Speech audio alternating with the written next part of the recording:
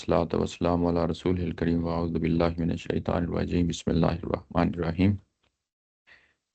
پچھلی دفعہ ہم آیت نمبر 11 تک دیکھ لیا تھا۔ سورہ ملک پڑھ رہے ہیں، 67 ہے اور یہ آخری باب کی پہلی سورہ ہے۔ یہ اس کی ابتدائیہ ہم نے دیکھ لیا تھا اور اس کا انٹروڈکشن بھی دیکھ لیا تھا سٹارٹ میں۔ جب ہم یہ کہتے ہیں کہ یہ آخری گروپ سے مراد یہ کہ جو مکی، ہر قرآن مجید کے اندر 7 گروپس ہیں اور ہر گروپ جو ہے وہ ایک یا ایک سے زیادہ مکی صورتوں سے سٹارٹ ہوتا ہے اور ایک یا ایک سے زیادہ مدنی صورتوں پہ خاتمہ ہوتا ہے۔ تو یہاں پہ بھی اس گروپ کے اندر بھی یہی صورتحال ہے۔ یہاں زیادہ حجم جو ہے مکی صورتوں کا ہے اور آخری 2 صورتیں جو ہے نا وہ مدنی صورتیں ہیں، جبکہ جو پہلا گروپ ہم نے پڑھا تھا اس میں پہلی سورہ ہی مکی تھی، باقی ساری ساری مدنی تھی۔ تو یہ ایک یا ایک سے زیادہ جو ہے نا صورتوں کا مجموعہ ہوتا ہے جو مکی اور مدنی دونوں مل کے جو ہے نا مجموعہ بنا رہی ہوتی ہیں۔ اور جب ہم مدنی کہتے ہیں تو اس کا مطلب یہ ہوتا ہے کہ ہجرت کے بعد، بھلے وہ صورت مکہ ہی میں کیوں نہ نازل ہوئی ہو، لیکن ہجرت کا جو مرحلہ آیا اس کے بعد جو ہے نا وہ چیزیں نازل ہوتی ہیں، اس کو ہم مدنی صورتیں کہتے ہیں۔ تو یہ پہلو ہے، اور اس کے بعد یہ بھی چیزیں ہم نے دیکھ لی کہ مضمون جو ہوتا ہے اس سورہ ان ہر گروپ کے اندر، وہ ایک جگہ سے شروع ہوتا ہے، جب آخری جگہ تک پہنچتا ہے تو وہ اس کے اندر ایک گریجویلٹی نظر آتی ہے، یعنی گریجولی یہ چیزیں آگے بڑھ رہی ہوتی ہیں آہستہ آہستہ، یعنی مضمون جو شروع میں اسٹیبلش ہوتا ہے اس کو آگے چل کے جو ہے نا اس کو مزید کھول دیا جاتا ہے، یعنی یہ چیزیں سٹارٹ میں بیان ہوتی ہیں، آہستہ آہستہ یوں ہی آگے بڑھتے ہیں تو وہ چیزیں جو ہے نا کھلنا شروع ہو جاتی ہیں کہ اصل میں جو شروع میں بات کہی گئی تھی اس کو کیسے جو ہے نا بیان کیا گیا ہے، وہ چیزیں کھلنا شروع ہو جاتی ہیں۔ دوسری ایک اہم پہلو ہے وہ یہ کہ ہم سمجھتے ہیں، یعنی اپنے تحقیق، یعنی جو علماء اکرام کی تحقیق ہے اس میں عمومی طور پہ یہی کہا جاتا ہے کہ جو پہلی سورہ جو ہے وہ سورہ فاتحہ ہے، یعنی مکمل سورہ، پہلی سورہ جو نازل ہوئی ہے وہ سورہ فاتحہ ہے۔ لیکن باقی یہ کہ آیات پہلی کون سی ہیں اس کے بارے میں حتمی طور پہ کوئی فیصلہ نہیں کیا جا سکتا۔ اچھا، سورہ فاتحہ کے بعد کون سی اگلی سورہ ہے جو مکمل طور پہ نازل ہوئی ہے؟ تو وہ یہی سورہ ہے، سورہ ملک ہے۔ اچھا، یہ سورہ فاتحہ کے بعد سورہ ملک کے درمیان جو وقفہ ہے، یعنی کوئی ٹائم گزرا ہے، یہ بھی عمومی طور پہ جو ہے نا بات کہی جاتی ہے، یعنی پہلی وحی کے بعد کچھ وقفہ آیا ہے، اس میں کون سی آیات اتری ہیں اس کے بارے میں بھی کوئی حتمی طور پہ فیصلہ نہیں کیا جا سکتا۔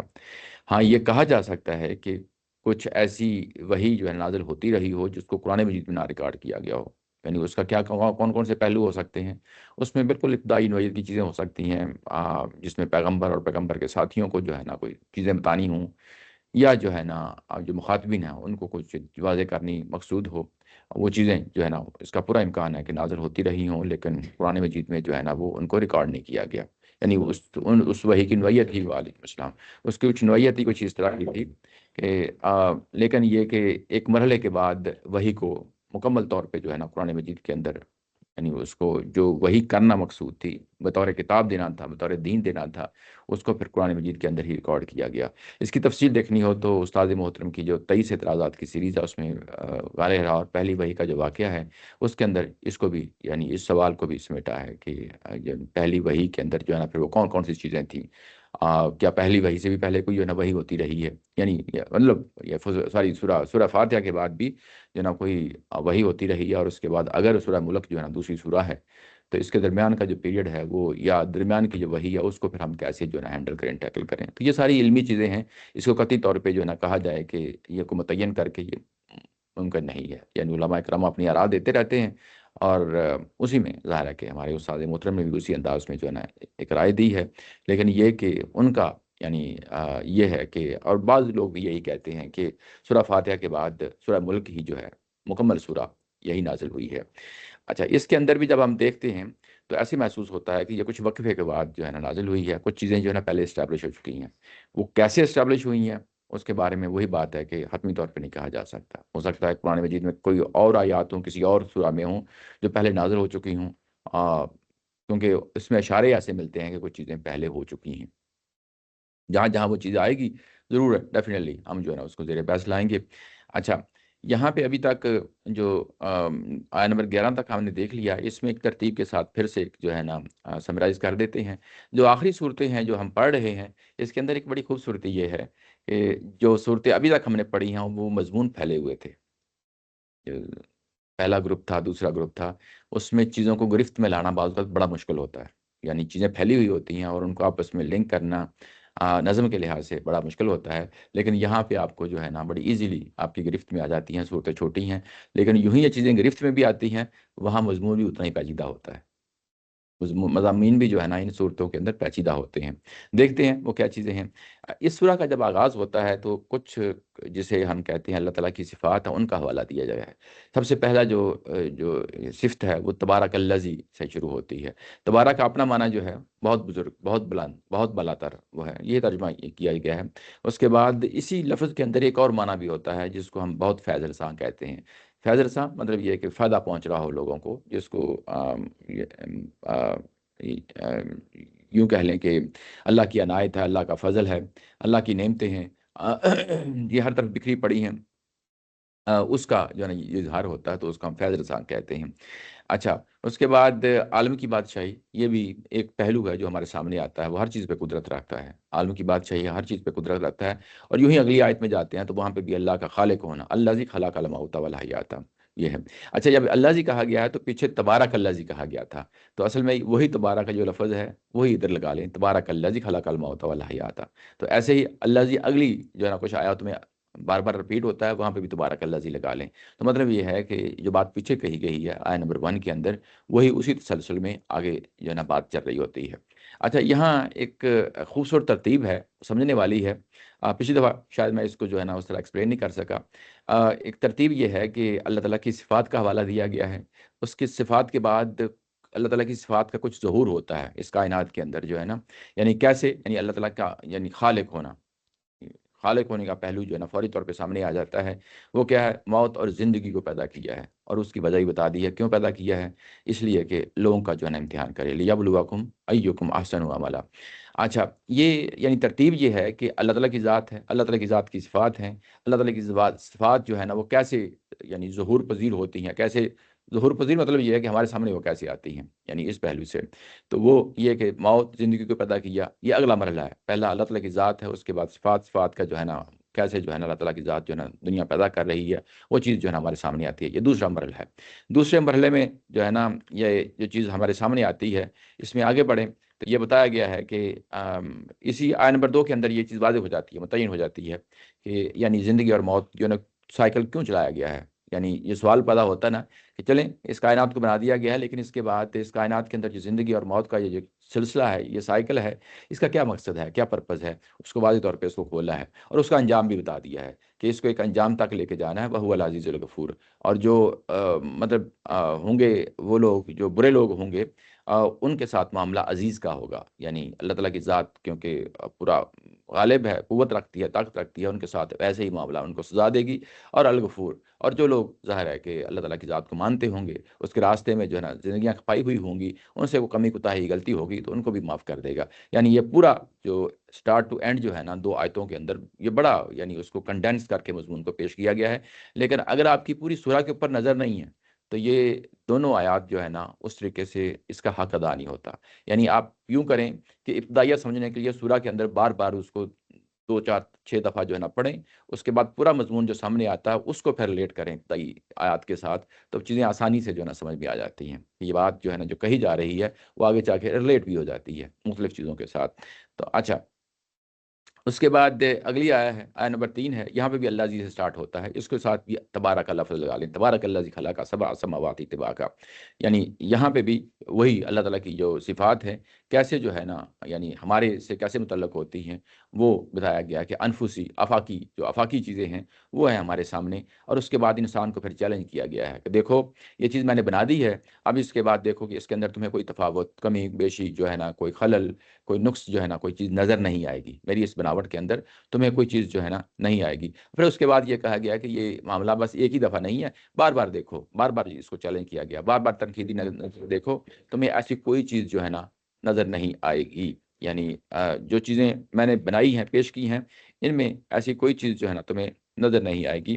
اچھا، اس کے بعد بلکہ یہ تمہارے اندر جو ہے نا یہ کہ تمہاری آنکھیں جو ہے نا جب دیکھیں گی تو وہ یعنی یہ کہ تھک ہار کر واپس آ جائیں گی۔ 7 آسمان ہیں، یہ تو ویسے بھی نیکڑ آئی کے ساتھ ساتھ آسمانوں کو دیکھنا مشکل ہے، لیکن اس کے بعد اگلے ہی مرحلے میں کہا کہ وَلَقَدْ زَيَّنَا السَّمَاءَ الدُّنْيَا بِمَصَابِيحَ وَجَعَلْنَاهَا رُجُومًا لِلشَّيَاطِينِ۔ تو یہاں پہ یہ کہ جو قریب کا آسمان ہے وہ تو تمہاری نظروں کے سامنے ہے۔ اچھا، اس کے بعد قرآن مجید جو ہے نا، جیسے میں نے کہا کہ انفسی افاقی دلائل اور اس کے بعد عقلی دلائل دیتا ہے اور تاریخی دلائل دیتا ہے۔ یہ چار چیزیں جو ہے نا، یہ امام حبیب الدین فراہی صاحب نے جب دیکھا کہ قرآن مجید کے اندر جو ہے نا دلائل پیش کیے جا رہے ہیں، دلائل کے ڈھیر لگائے جا رہے ہیں، انہوں نے پھر اس کو کیٹیگرائز کیا۔ کیٹیگرائز کرنے کے بعد کہا کہ یہ چار طرح کے جو ہے نا دلائل ہیں جو قرآن مجید کے اندر پیش کیے گئے ہیں۔ انہوں نے پھر کیٹیگرائز کیا آفاقی دلائل۔ آفاقی دلائل یعنی یہ کہ یونیورس سے، جس طرح یہاں پہ بتایا گیا ہے کہ آسمان بنایا، زمین بنایا، آپ کے ارد گرد کی ساری چیزیں ہیں، دن آنا ہے، رات آنا ہے، سورج ہے، چاند ہے، یہ آفاقی دلائل ہیں۔ اور اس کے بعد یہ کہا انہوں نے کہ دوسری جو ہے نا وہ ہے انفسی۔ انفسی یہ کہ تمہیں میں نے بصارت دی، تمہیں میں نے عقل دی، تمہیں میں نے جو ہے نا جسم دیا، یہ انسان کی اپنی ذات سے متعلق جو چیزیں ہیں اس کو انفسی دلائل وہ کہتے ہیں۔ اس کے بعد تاریخی دلائل ہیں۔ تاریخی دلائل پچھلے رسولوں کی جو ہے نا جو ہمیں داستانیں جو ہے نا اسٹوری سنائی جاتی ہیں، ان سے متعلق جو ہے نا تاریخی استدلال ہے پیش کیا گیا ہے۔ اور اس کے بعد چوتھا جو ہے وہ عقلی ہے، عقلی استدلال، جس طرح ہم انسان جو ہے نا چیزوں کو سوچتا دیکھتا ہے، پھر استنباط کر لیتا ہے، چیزیں ڈرائیو کر لیتا ہے کہ اچھا یہ چیز اے اور بی ایسے ہے اور اس کے بعد سی ایسے ہوگا، تو یہ مطلب میتھمیٹیکلی جو ہے نا وہ اس انداز میں، تو یہ بھی ایک عقلی استنباط ہوتا ہے نا۔ تو ایسے ہی قرآن مجید کے اندر جو ہے نا کچھ استنباط کیے گئے ہیں، اس کو ہم عقلی دلائل کہتے ہیں۔ تو یہ چار پہلو ہیں جو نمایاں ہوتے ہیں۔ تو جو ابھی ہمارے سامنے یہ چیز سامنے آ رہی ہے اس وقت، وہ اس وقت کے جو ہے نا آفاقی دلائل ہیں جو ہمارے سامنے آتے ہیں۔ اچھا، اس کے بعد یہ جو انسان کے اندر جو سمجھنے کی صلاحیت ہے، عقل دی ہے اللہ تعالیٰ کی ذات میں، اس میں ایک بڑا خاص پہلو رکھا ہے۔ یعنی انسان کی شخصیت کے اندر استھیٹیکلی جو ہے نا اس کو چیزوں کو اپریشیٹ کرتا ہے، اس کی بیوٹی کو جو ہے نا، جو ہمارے ارد گرد جو چیزیں پڑی ہوتی ہیں، ایسا نہیں ہوتا کہ جس پہ انسان نے حیران ہونا ہے، جس پہ اپنی جو ہے نا چیز نظر آتی ہے، اس میں وہ خوبصورتی کی بات ہے، عقل کو سمجھنے کی بات ہے، انسان اپریشیٹ کرتا ہے، تو وہ بھی قرآن مجید اس کو اپیل کرتا ہے۔ تو یہاں پہ وَلَقَدْ زَيَّنَا السَّمَاءَ الدُّنْيَا اسی چیز کو اپیل کیا گیا ہے، جس کو ایسٹھیٹیکلی انسان کو جو ہے نا چلو دیکھو، اور تمہیں اس کے اندر جو ہے نا چیزیں مزین ہوتی ہوئی نظر آئیں گی۔ اور یہ بالکل ایسے ہی ہے، ظاہر ہے کہ رات کو جب آپ کو کبھی موقع ملے رات کو آسمان کو دیکھنے کا، تو یہ ایک بڑا خوبصورت منظر ہے جو ستاروں کا، جب جگمگاتے ستاروں کا جو ہے نا اوپر ہمیں جو ہے نا سین نظر آتا ہے۔ اچھا، اس کے بعد یہی نہیں بلکہ اس کے ساتھ ہی ایک اور چیز رکھتی ہے کہ رجوم الشیاطین، یعنی اس سینس میں۔ اچھا، اس کے بعد پھر نتیجہ نکالا ہے وَأَعْتَدْنَا لَهُمْ عَذَابَ السَّعِيرِ۔ دیکھیں یہ پورا سائیکل کیسے کمپلیٹ ہوتا ہے، جو پہلی دو آیتوں کے اندر سائیکل کمپلیٹ ہوا تھا نا، یعنی اللہ تعالیٰ کی صفات ہیں، اور اس کے بعد کچھ چیزیں سامنے آتی ہیں، اس کے بعد ایک نتیجہ سامنے آتا ہے وَهُوَ الْعَزِيزُ الْغَفُورُ کی صورت میں۔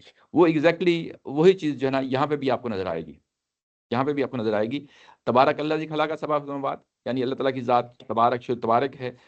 اس کے بعد چیزیں جو ہے نا کیسے یعنی پیدا ہوتی ہیں، اس کے بعد پھر ایک نتیجہ نکالا جاتا ہے ایٹ دا اینڈ۔ وہ نتیجہ یہاں پہ آ کے آیا نمبر 5 میں پھر ایک دفعہ نکال دی ہے آپ کے سامنے، یعنی جو چیزیں پہلی دو آیات کے اندر موجود تھیں وہ آپ کو اگلی سیٹ آف جو ہے نا لائک 6-7 جو ہے نا آیات کے اندر، پھر جو ہے 3-4 آیتوں کے اندر وہی نتیجہ آپ کے سامنے آ جاتا ہے۔ وَلِلَّذِينَ كَفَرُوا بِرَبِّهِمْ عَذَابُ جَهَنَّمَ وَبِئْسَ الْمَصِيرُ۔ اور اس کے بعد جن لوگوں نے رب کا انکار کیا، یہاں رب سے مراد آخرت ہے، کیونکہ آخرت کا مضمون ہے، یہ پچھلی دفعہ ہم نے اس کو دیکھ لیا تھا، ان کے لیے عذاب جہنم ہے اور بہت برا ٹھکانہ ہے۔ اچھا، یہ جو درمیان میں شیاطین کی بات کی گئی ہے، یہ یہاں اس سورہ کے اندر مزید نہیں کھولا گیا، لیکن آگے سورہ جن آ رہی ہے، اس کے اندر بڑی تفصیل کے ساتھ یہ چیزیں آ جائیں گی، کیونکہ ابتدائی سورہ ہے، ابتدائی سورہ کے اندر جو مضمون ہوتا ہے وہ بعض اوقات انتہائی اختصار کے ساتھ بیان، اجمال کے ساتھ بیان کر دیا جاتا ہے، آگے چل کے چیزیں جو ہے نا کھل جاتی ہیں اگلی صورتوں میں جا کے۔ تو یہ پہلو ہے شیاطین کے حوالے سے، جنات کے حوالے سے، یہ آگے چل کے کھل جائے گا۔ لیکن جو دوسرا پہلو ہے وَلِلَّذِينَ كَفَرُوا بِرَبِّهِمْ عَذَابُ جَهَنَّمَ وَبِئْسَ الْمَصِيرُ، اس کو کافی حد تک اس سورہ کے اندر جو ہے نا کھول دیا گیا ہے، آگے ساری اسی چیز کی تکلیف یعنی تفصیل ہے۔ اچھا، یہاں پہ یہ آیت نمبر 6 تک تھا، اور اس کے بعد یہ آگے پوری تصویر پیش کی گئی ہے کہ جو عذاب دیا جائے گا، عذاب جہنم، اس کی نوعیت کیا ہے۔ وہ یہ کہا گیا ہے کہ جب ان کو ڈالا جائے گا تو جہنم جو ہے نا داڑ رہی ہوگی، اور اس وقت جو ہے نا جب ان کو ڈالا جائے گا گروہ در گروہ، تو ان سے پوچھا جائے گا، اور پوچھنے والا کون ہوگا؟ وہ نگران ہوگا، کوئی فرشتہ ہوگا، وہ کہے گا کہ کیا تمہارے پاس کوئی نذیر نہیں آیا تھا؟ نذیر تمہیں ڈرانے والا کوئی نہیں آیا تھا؟ تو کہیں گے کہ یقیناً آیا تھا، ہم نے اس کی تکذیب کر دی تھی، اور یہ کہا تھا کہ اللہ تعالیٰ کی ذات ایسا کوئی کام نہیں کرتی کہ انسانوں پہ کوئی چیز نازل کرتی ہو، اور ان کو بتایا جائے گا کہ تم نے بہت بڑی گمراہی میں تھے انتم، بلکہ وہ یہ کہتے تھے، پیغمبروں کو یہ کہتے تھے کہ تم بہت بڑی گمراہی میں ہو، تم بہت بڑی گمراہی میں ہو، اور پھر وہ اس چیز کا اعتراف کرتے ہیں، وقالوا لو كنا نسمع ونعقل ما كنا في اصحاب السعیر، اگر ہم بھی جو ہے نا غور و فکر کرتے اور آج ہم اصحاب سعیر یعنی دوزخ والے لوگوں میں سے نہ ہوتے، فاعترفوا بذنبهم، اور انہوں نے اپنے اس ذنب کا یعنی اصل میں گناہ ہے، گناہ کس چیز کا تھا؟ گناہ یہی تھا، پیغمبر آئے، پیغمبر نے کوئی چیز پیش کی اور پیغمبر کی بات کا انکار کر دیا، ہر ترمی سے انکار کر دیا، یہی ذنب ہے۔ فاعترفوا بذنبهم، اپنے گناہوں کا اعتراف کیا، فسحقا لاصحاب السعیر، اور یہ جو اصحاب سعیر ہیں، دہتی ہوئی آگ کے ساتھی ہیں، ان کے لیے لعنت ہو۔ سوہ کا لفظ جو ہے لعنت کے لیے آتا ہے، لعنت کا مطلب دوری، یعنی اللہ کی رحمت سے دور ہوں۔ اچھا، یہ پھر جو ہے نا ظاہر ہے کہ نتیجہ نکالا، یہ وہی نتیجہ ہے جو پچھلی آیہ نمبر 6 کے اندر جو ہے نا موجود تھا۔ اچھا، یہ پورا سائیکل جو ہے وہ اپنی ذہن میں رکھیں، یعنی یہ کہ اللہ کی صفات ہیں، اللہ کی صفات کا انفسی آفاقی جو ہے نا صورتوں میں کیا کیا چیزیں ہمارے سامنے آتی ہیں، اور اس کے بعد پیغمبر آتے ہیں، پیغمبر آنے کے بعد جو ہے نا وہ چیزیں جب پیش ہوتی ہیں، لوگ اس کا انکار کر بیٹھتے ہیں، اس کا ایک نتیجہ ہوتا ہے، یہ آپ کو یہاں تک ساری چیزیں اسٹیبلش ہوتی ہوئی نظر آ رہی ہے۔ یہاں ایک بڑا خوبصورت پہلو ہے، پچھلی دفعہ بھی اس کو ہائی لائٹ کیا گیا تھا، وہ خوبصورت پہلو یہ ہے کہ یہاں جو چیز پیش کی جا رہی ہے، اللہ تعالیٰ کی ذات کا ہونا، اس کی صفات کا ہونا، اس کے بعد کائنات میں بکھری ہوئی چیزوں کا ہونا، اس کے یہ جو کائنات میں بکھری ہوئی چیزیں ہیں یہ دلیل بن رہی ہیں، یہاں پہ اگر سورہ میں دیکھیں تو وہ دلیل بن رہی ہیں، یہی ہے نا۔ پھر اس کے بعد نذیر آتا ہے، یہ سیکوینس جو ہے نا یہ بڑی امپورٹنٹ ہے۔ اس کے بعد نذیر آتا ہے، نذیر یعنی رسول آتا ہے۔ رسول کیا کرتا ہے؟ وہ کوئی چیز علیحدہ سے کوئی چیز پیش نہیں کر رہا ہوتا، بلکہ وہی چیزیں جو پیچھے بیان کی گئی ہیں آفاقی دلائل کی صورت میں، انہی چیزوں کو، اسی مواد کو اٹھاتا ہے، اور اسی مواد کو اٹھا کے اللہ تعالیٰ کی ذات کے ساتھ اور آخرت کے ساتھ لنک کر دیتا ہے۔ جو چیز انسان نے سوچ سمجھ کر وہاں پہنچنا تھا وہ فیسیلیٹیٹ کر دیتا ہے، اس کے لیے ایزی کر دیتا ہے سمجھنا۔ تو یہ اگر آپ ترتیب کے ساتھ دیکھیں تو یہ بڑی خوبصورت ترتیب ہے جو اس سورہ کے اندر آپ کو نظر آئے گی۔ اس کو پھر ایک اور پہلو سے بھی جا کر ریلیٹ کر دیں، وہ پہلو کیا ہے؟ یہ جو فطرت کی بحث ہے نا، الیاس صاحب جو ہے چیز کو بعض بار اٹھاتے ہوتے ہیں، یہ کہ یعنی اصل میں سب کچھ جو میٹیریل پڑا ہوا ہے انسان کی فطرت میں پڑا ہوا ہے، سب کچھ وہاں پڑا ہوا ہے۔ اس کے بعد مذہب آتا ہے، پیغمبر آتے ہیں، رسول آتے ہیں، اور وہ اسی چیز کو اٹھاتے ہیں اور بالکل کلیئرٹی پہ آپ کو کھڑا کر دیتے ہیں، اور مذہب آ کے ان چیزوں کو اون کرتا ہے۔ ایسا نہیں کرتا کہ یہ چیز پہلے سے موجود ہے اور ہم یہ کہیں کہ وہ ماخذ ہے، وہ ماخذ نہیں ہے، بلکہ یہ کہتا ہے کہ وہ چیز موجود ہے اور اس کے بعد اس کو اون کر لیتا ہے، اپنے پورے مذہب کا حصہ بنا دیتا ہے۔ فطرت کی بحث جو ہے نا اس میں اگر آپ یہاں پہ بھی دیکھیں تو وہی بس اصل میں وہی پہلو، جو چیزیں پہلے سے موجود ہیں، نشانیاں پہلے سے موجود ہوتی ہیں، نشانیاں آپ کے ارد گرد ماحول میں بکھری پڑی ہوئی ہوتی ہیں، جیسے کہ یہاں بیان کیا گیا ہے۔ اس کے بعد پیغمبر آتے ہیں اور ان نشانیوں کو اون کرتے ہیں، اور یہ کہتے ہیں کہ یہ جو نشانیاں بکھری ہوئی ہیں یہ میرے خدا نے، میرے اللہ نے جو ہے نا بکھری ہوئی ہیں تمہاری سوچنے اور سمجھنے کے لیے، اس کا نتیجہ اخذ کرو، اور نتیجہ یہ ہے کہ کل کو قیامت برپا ہونی ہے۔ یہاں پہ بھی بیسیکلی وہ پہلو ہے جو سامنے آ رہا ہے۔ تو یہ جو فرشتے اس سے سوال کرتے ہیں، اس کے وہ پچھلے دو فطرت کے سوال نہیں کرتا، وہ صرف اس سے پیغمبر کی بات کرتا ہے، صرف پیغمبر کی بات وہ اس لیے کرتے ہیں کہ جو پچھلی چیزیں ہوتی ہیں وہ را میٹیریل ہوتی ہے، اور اس کے بعد اتمام حجت ہو جاتا ہے، پیغمبر آ کے اس کو اس جگہ پہنچا دیتے ہیں کہ اب اس کے بعد سوال کی کوئی گنجائش ہی نہیں رہتی۔ تو وہ اس کو جہنم کی سزا اس لیے بتا رہا ہے کہ تم نے اس کا انکار کیا، فطرت کا نہیں، نہیں، بلکہ وہ پورے سائیکل کا انکار ہو گیا ہے نا۔ اگر آپ کیونکہ دیکھیں، وہ علم خضرتہم کی بات کر رہا ہے، علم یاتکم نذیر کی بات کر رہا ہاں نذیر کی بات کر رہے ہیں نا، تو نذیر بیسیکلی جو ہے۔ کیا نذیر اس کو جہنم کا ہے؟ وہ پورا سائیکل ہے۔ اگر آپ شروع سے پڑھیں تو یہ جو کہا گیا ہے، اگر آپ یہ دیکھیں، اللہ جی خلق سبع سماوات طباقا، یہاں سے بات شروع ہوتی ہے، اور اس میں پہلے فیز پہ ہی چیلنج کر دیا گیا ہے، انسان کو چیلنج کر دیا گیا، سمرج البصر کرتین ینقلب علیک البصر خاسئا وهو حسیر، یہ کیا دلیل کا حصہ نہیں ہے؟ اور میٹیریل باہر پڑا ہوا ہے، اور اس کے بعد کہا ہے کہ آسمان کی یہ چیزیں جو ہے نا آپ کے سامنے یہ چیزیں رکھ دی گئی ہیں، اور اس یہ جو سزا ہو رہی ہے شیاطین کو ہو رہی ہے وہ تو آگے میں بتا دیا، لیکن قرآن نازل ہونے سے پہلے تو سزا ہو رہی ہے نا، ان کو پہلے بھی ہو رہی ہے۔ اس کے بعد یہ کہا کہ وَلِلَّذِينَ كَفَرُوا بِرَبِّهِمْ عَذَابُ جَهَنَّمَ وَبِئْسَ الْمَصِيرُ، جس طرح یہ جو ہے نا یہاں پہ دھاندلی مچا رہے ہیں یہ شیاطین، ایسے ہی انسان دھاندلی مچائیں گے تو ان کے ساتھ بھی یہی کچھ ہوگا۔ اور دھاندلی کیا ہے؟ وہ پیچھے جو چیزیں بیان ہو گئی ہیں اس کو دیکھ کر سمجھ کر اس سے انکار کر بیٹھنا، یہ بات ہے جس کو آ کے جو ہے نا رسول اور پیغمبر بتاتے ہیں کہ یہ چیزیں، جو نشانیاں آپ کے پاس بکھری پڑی ہوئی ہیں، یہ نشانیوں سے چیز فاؤنڈیشن اٹھے گی، اور اس کے بعد جو ہے نا پیغمبر اس کو ریلیٹ کر دیں گے اللہ کی ذات کے ساتھ اور اس کو آخرت کے ساتھ ریلیٹ کر دیں گے. لیکن جو را مٹیریل ہے وہ سارا کا سارا پہلے سے موجود ہے، جس کو میں ہائی لائٹ کر رہا ہوں. اور لیکن مجھے نظیر لگتا ہے کہ را مٹیریل پہ اللہ تعالیٰ جہنم کی سزا نہیں دے رہا. وہ تو اسی پہ دے رہا ہے، را مٹیریل ایک ابتدائی چیز تو ہے، لیکن بالکل وہ اتمام حجت پر ہی جہنم یہ ایسے ہی ہے جو آپ بات کر رہے ہیں وہ درست کر رہے ہیں، لیکن میں کہہ رہا ہوں سفر کہاں سے شروع ہوتا ہے. ٹھیک ہے، نہیں وہ آپ کی بات صحیح ہے. ہاں ایسے ہی، کوئی ٹھیک ہے. ہاں جی، ایسے ہی فطرت کی جو بحث ہے اس کا آغاز کہاں سے ہوگا؟ وہ انسانی فطرت سے سٹارٹ ہوگا، لیکن قرآن آئے گا تو اس فطرت کو اون کرے گا. اس طریقے سے جو نشانیاں بکھری ہوئی جہاں سے یہ چیز فاؤنڈیشنل اٹھ رہی ہے، تو قرآن اس کو بھی اون کر رہا ہے. ٹھیک ہے نا، سزا اسی پہ آ کے ہونی ہے جو پیغمبر نے آ کے فائنل آ کے اتمام حجت کر دی ہے.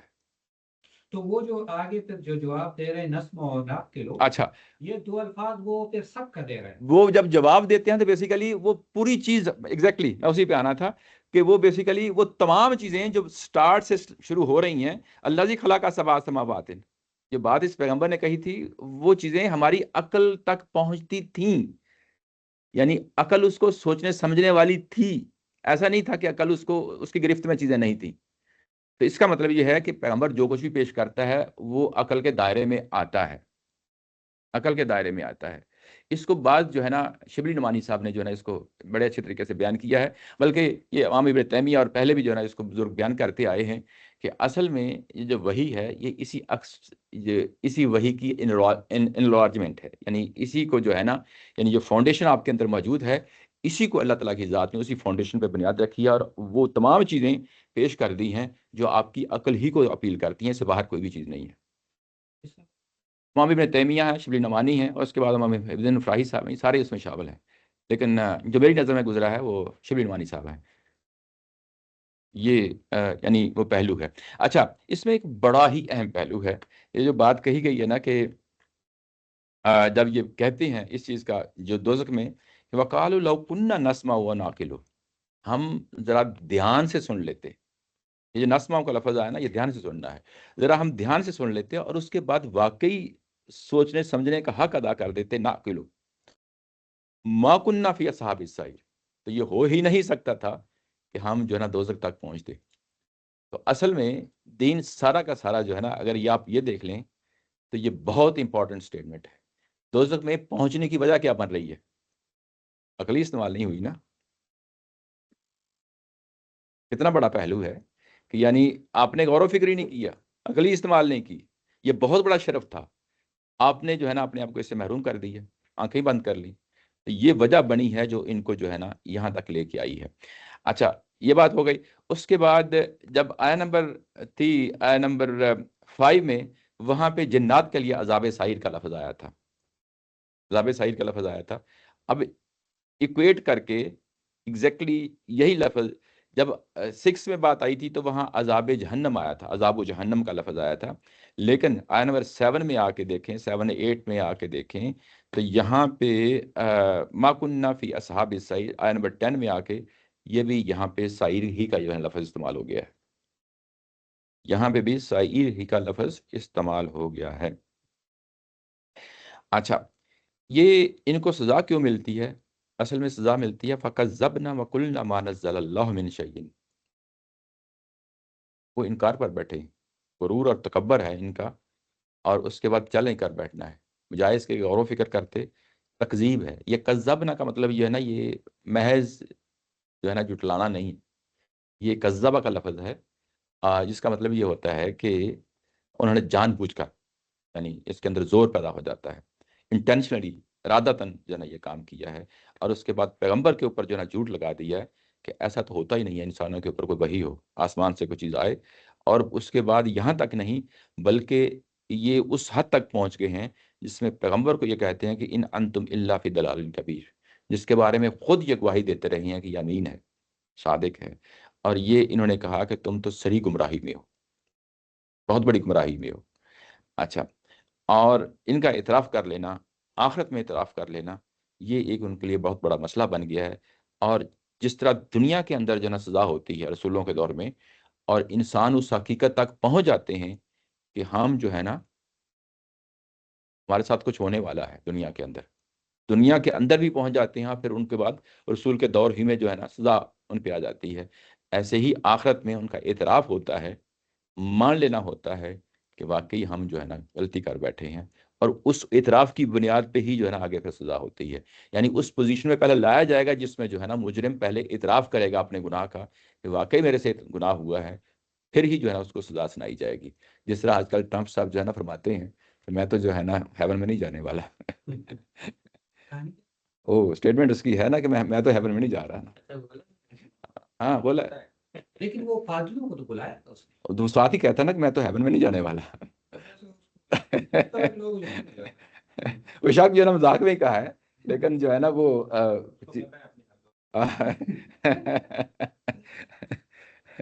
یہاں پہ ایک سوال یہ بھی پیدا ہوتا ہے کہ یہاں پہ جیسے اللہ تعالیٰ اپنی آفاقی نشانیوں کا ذکر کرتے ہوئے پھر اینڈ میں جو ان لوگوں کا ذکر ہے جو ان کا جہنم کی آگ جن کا مقدر ہے، جی جی تو کیا ہم اس سے مطلب آپ کس طرح سے لیتے ہیں اس کو کہ کیا جیسے آخری 10ویں آیت میں یہ ہے کہ اگر if we had only listened and understood، تو listen and understood سے آپ کیا لیتے ہیں کہ مطلب کوئی بھی آدمی ان آفاقی نشانیوں پہ غور و فکر کرتے ہوئے کیا وہ اپنے آپ کو جہنم کی آگ سے بچا سکتا ہے، اپنے وہ مطلب صحیح راہ پا سکتا ہے، یا اس کے لیے مطلب ضروری قرآن کا ذکر نہیں ہے اس میں، وہ بغیر قرآن پڑھے؟ یہ سورہ اعراف میں جو ہے نا ہم پڑھ رہے ہیں پیچھے، اس میں یہ کہا گیا ہے کہ بلکہ یوں کہیں کہ پورے قرآن مجید کو اگر آپ سامنے رکھیں تو اس کے اندر تو 3-4 طرح کی کیٹیگرائزیشن ہے۔ ایک وہ لوگ ہیں جن کے زمانے میں رسول یا پیغمبر خود آئے، ان پہ تو اتمام حجت ہو گیا، وہ تو ظاہر ہے کہ ان کے لیے تو کوئی گنجائش نہیں ہے۔ ایک وہ ہیں جو رسول اور پیغمبر چلے گئے دنیا سے، اس کے بعد جس طرح ہم ہیں اس کے پیروکار آئے ہیں، ان کا معیار یہی ہے کہ اس کے اوپر جو ہے نا عمل پیرا ہوں، ٹھیک ہے نا، اس کے منہ نہ موڑیں، ذرا ان سے کم درجے پہ آ جاتے ہیں جو پہلی نسل ہوتی ہے۔ بات سمجھ رہے ہیں نا؟ یعنی ہے تو وہ بھی اسی کیٹیگری میں ہے، لیکن تھوڑا سا فرق اس میں رکھیں گے۔ اچھا، اس کے بعد تیسرا جو پہلو ہے، تیسرا وہ لوگ ہیں کہ جن پہ پچھلے پیغمبروں کی جو ہے نا، اگلے پیغمبر کی دعوت نہیں، پچھلے پیغمبروں کی دعوت ہے۔ سورہ مائدہ کو اس کو جو ہے نا بیان کیا گیا ہے، اس میں یہ کہا گیا ہے کہ جب تک تم اپنی کتاب پہ عمل پیرا نہیں ہوتے تب تک تمہارے لیے کوئی گنجائش نہیں ہے آخرت میں، سورہ مائدہ میں بتایا گیا ہے۔ تو یہ تیسرا پہلو آ گیا۔ چوتھا پہلو یہ ہے، وہ یہ سورہ اعراف میں بیان کر دیا گیا ہے کہ وہ صورتحال جس میں نہ پیغمبر ہیں، نہ پچھلے پیغمبر ہیں، نہ اگلے پیغمبر ہیں، نہ کوئی کتاب ہے، کچھ بھی نہیں ہے، اب انسان کے پاس صرف اور صرف جو ہے نا وہ بات رہ گئی کس چیز کی، یعنی انسانی عقل ہے نا، اس سے پہنچنا ہے۔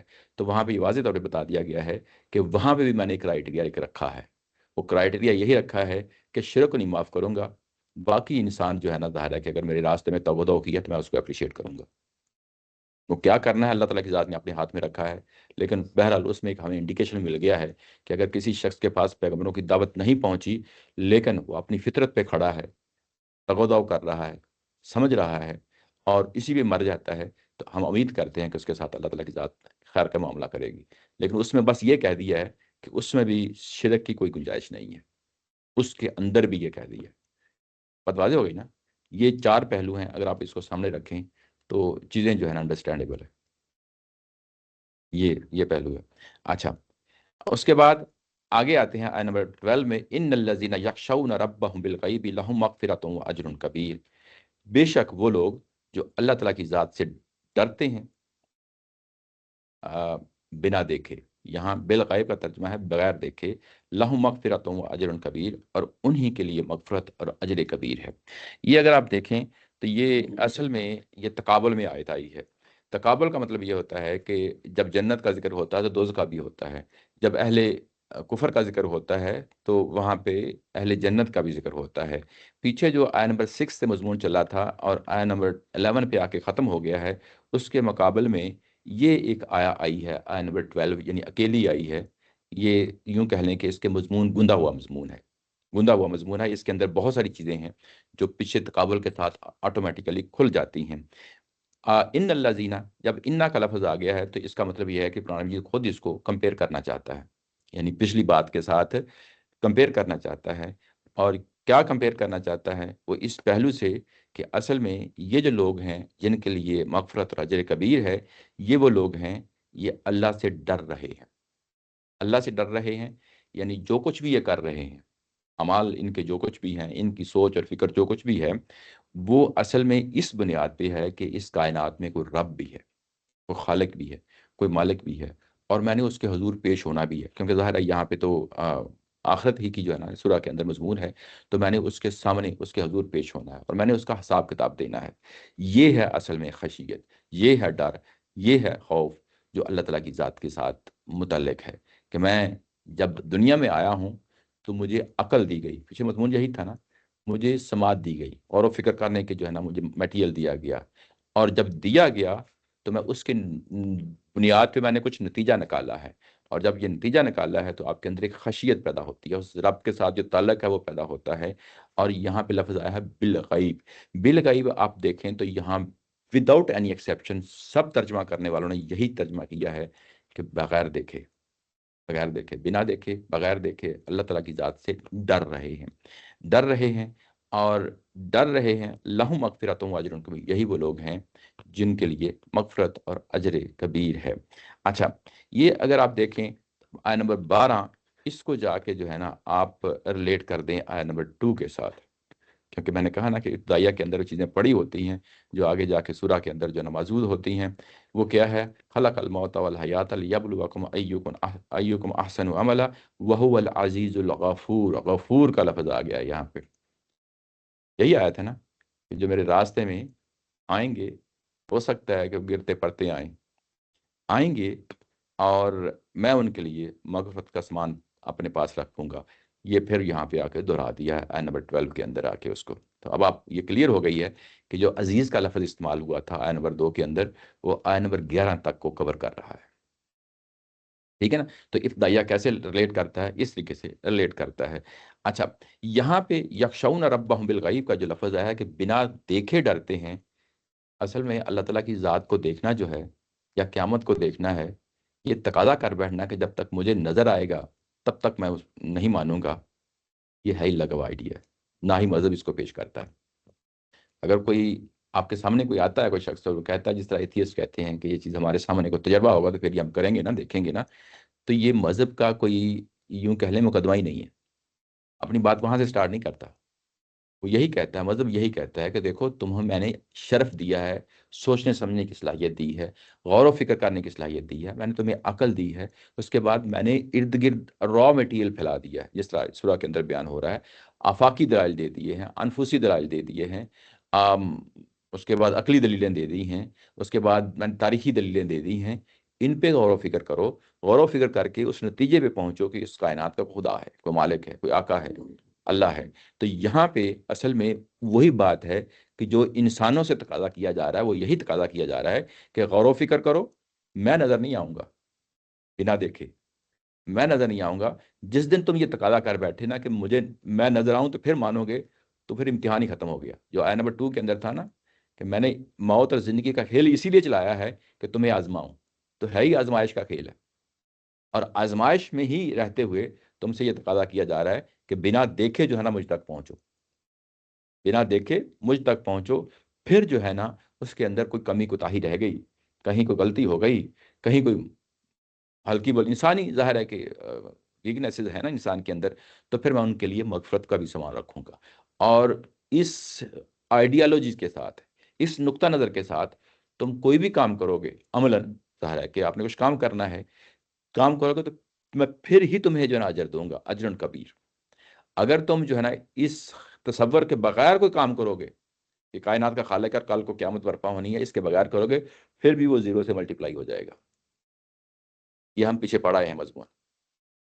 मेरी बात समझ रहे हैं ना? यानी कुरान के पूरे जो थीम होता है, एक जगह कोई चीज़ बयान होती है, किसी दूसरी जगह जाकर उसको ऑटोमेटिकली रिलेट हो जाती है कि मैं अजर कबीर तो उसी को देना है। कोई अमल करोगे, इस तसव्वुर को सामने रखते हुए बिना देखे मैं ईमान ला रहा हूँ, अमल कर रहा हूँ, कोई भी नेकी का काम करूंगा, तो फिर ही मुझे नेकी का अजर मिलेगा। कि अगर मैं अल्लाह को अल्लाह मानता हूँ और कल को क़यामत बर्पा होनी है, फिर ही मैं अजर दूंगा। अदरवाइज भले जितनी मर्जी नेकियां करके आ जाओ, मैं उसको जीरो से मल्टीप्लाई कर दूंगा। ये सूरह कफ में जो है ना جو ہے نا بڑی تفصیل کے ساتھ اس کو بیان کیا گیا سورہ کہف کے آخر میں. یہ ہے قرآن مجید کا جو ہے نا تصور. اچھا یہاں پہ یہ جو یخشون ربہم، اگر اس کو آپ پچھلی آیا کے ساتھ جو ہے نا کمپیئر کرتے وقالوا لو كنا نسمع ونعقل ما كنا في اصحاب السعیر، ان لوگوں نے اپنا پورا حق ادا کیا ہے. یعنی کس چیز کا؟ دنیا میں رہتے ہوئے اپنی سماعت کا، اپنی عقل کا پورا حق ادا کیا، اور دنیا میں اس پوزیشن پہ پہنچ گئے ہیں کہ ان کو کل کو قیامت میں اللہ تعالیٰ کی ذات جو ہے نا ریوارڈ دے. انہوں نے قیامت میں پہنچ کے کہا نا کہ ما كنا في اصحاب السعیر، انہوں نے دنیا کے اندر جو ہے نا یہ اس کا عملاً وہ کر رہے ہیں، اور اس کی بنیاد پہ یہ کہا جا رہا ہے کہ ان الذین یخشون ربهم بالغیب. اچھا یہاں پہ ایک اہم بات ہے میں آپ کے سامنے شیئر کرنا چاہتا ہوں. یہ یوں ہی قرآن مجید کھولتے ہیں تو ہمارے ساتھ جو ہے نا ایک بالکل سٹارٹ میں ایک ایشو بن جاتا ہے. میں آپ کے ساتھ ہر چیز شیئر کر دیتا ہوں، پھر جو ہے نا اوہو سوری دیکھ لیا کریں بعض اوقات میں بھی جو ہے نا. اچھا بہرحال چلیں، میں آپ کے سامنے جو ہے نا، اچھا سٹاپ شیئرنگ، یہ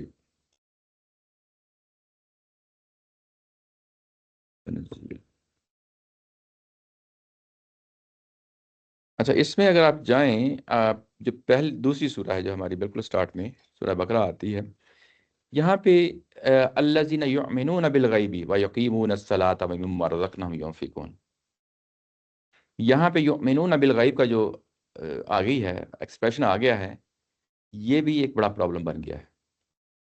یہ غائب پہ ایمان لاتے ہیں، اور اس کے بعد پوچھا جاتا ہے غائب کیا چیز ہے؟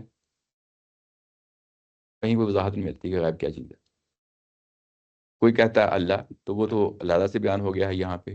کوئی کہتا ہے آخرت، وہ تو اللہ سے وبالآخرۃ ہم یوقنون، تو اللہ سے بیان ہو گیا اس میں. کوئی کہتا ہے کتاب ہے، وہ بھی یہاں پہ بیان ہو گئی ہے. تو پھر غائب سے کیا مراد ہے؟ غائب سے کیا مراد ہے؟ یہ بالکل وہی چیز ہے جو بھی ہم نے پڑھی ہے، ان الذین یخشون ربهم بالغیب، بنا دیکھے جو ہے نا اللہ سے ڈرنا ہے. تو وہاں پہ جب ایمان لانے کی بات کی گئی ہے تو بنا دیکھے ایمان لا رہے، بنا دیکھے ایمان لا رہے ہیں. اس کو کیسے ہم ثابت کریں کہ یہاں پہ وہ مطلب نہیں ہے بلکہ یہ ہے کہ بنا دیکھے لا رہے ہیں؟ تقابل کا مضمون یہاں پہ بھی موجود ہے. یا یوں ہی آپ اس کو تقابل، اگلی جو ہے نا آیات آتی ہیں تو تقابل کیا چیز ہے؟ سوری، تقابل کا مضمون جو ہے آیہ نمبر 6 میں آتا ہے، آیہ نمبر 6 اور 7 میں آتا ہے. یہاں کہا گیا ہے کہ ان الذین کفروا سواء علیہم اانذرتهم ام لم تنذرهم لا یؤمنون ختم اللہ علی قلوبہم وعلی سمعہم وعلی ابصارہم غشاوہ ولہم عذاب عظیم. یہاں پہ بھی وہی بات ہے، میں ان کی سماعت پہ، بصارت پہ جو ہے نا میں نے مہر لگا دی ہے. یہ عقل سے کام نہیں لیں گے، اب عقل خاتمہ ہو گئی ہے، ختم ہو گئی ہے.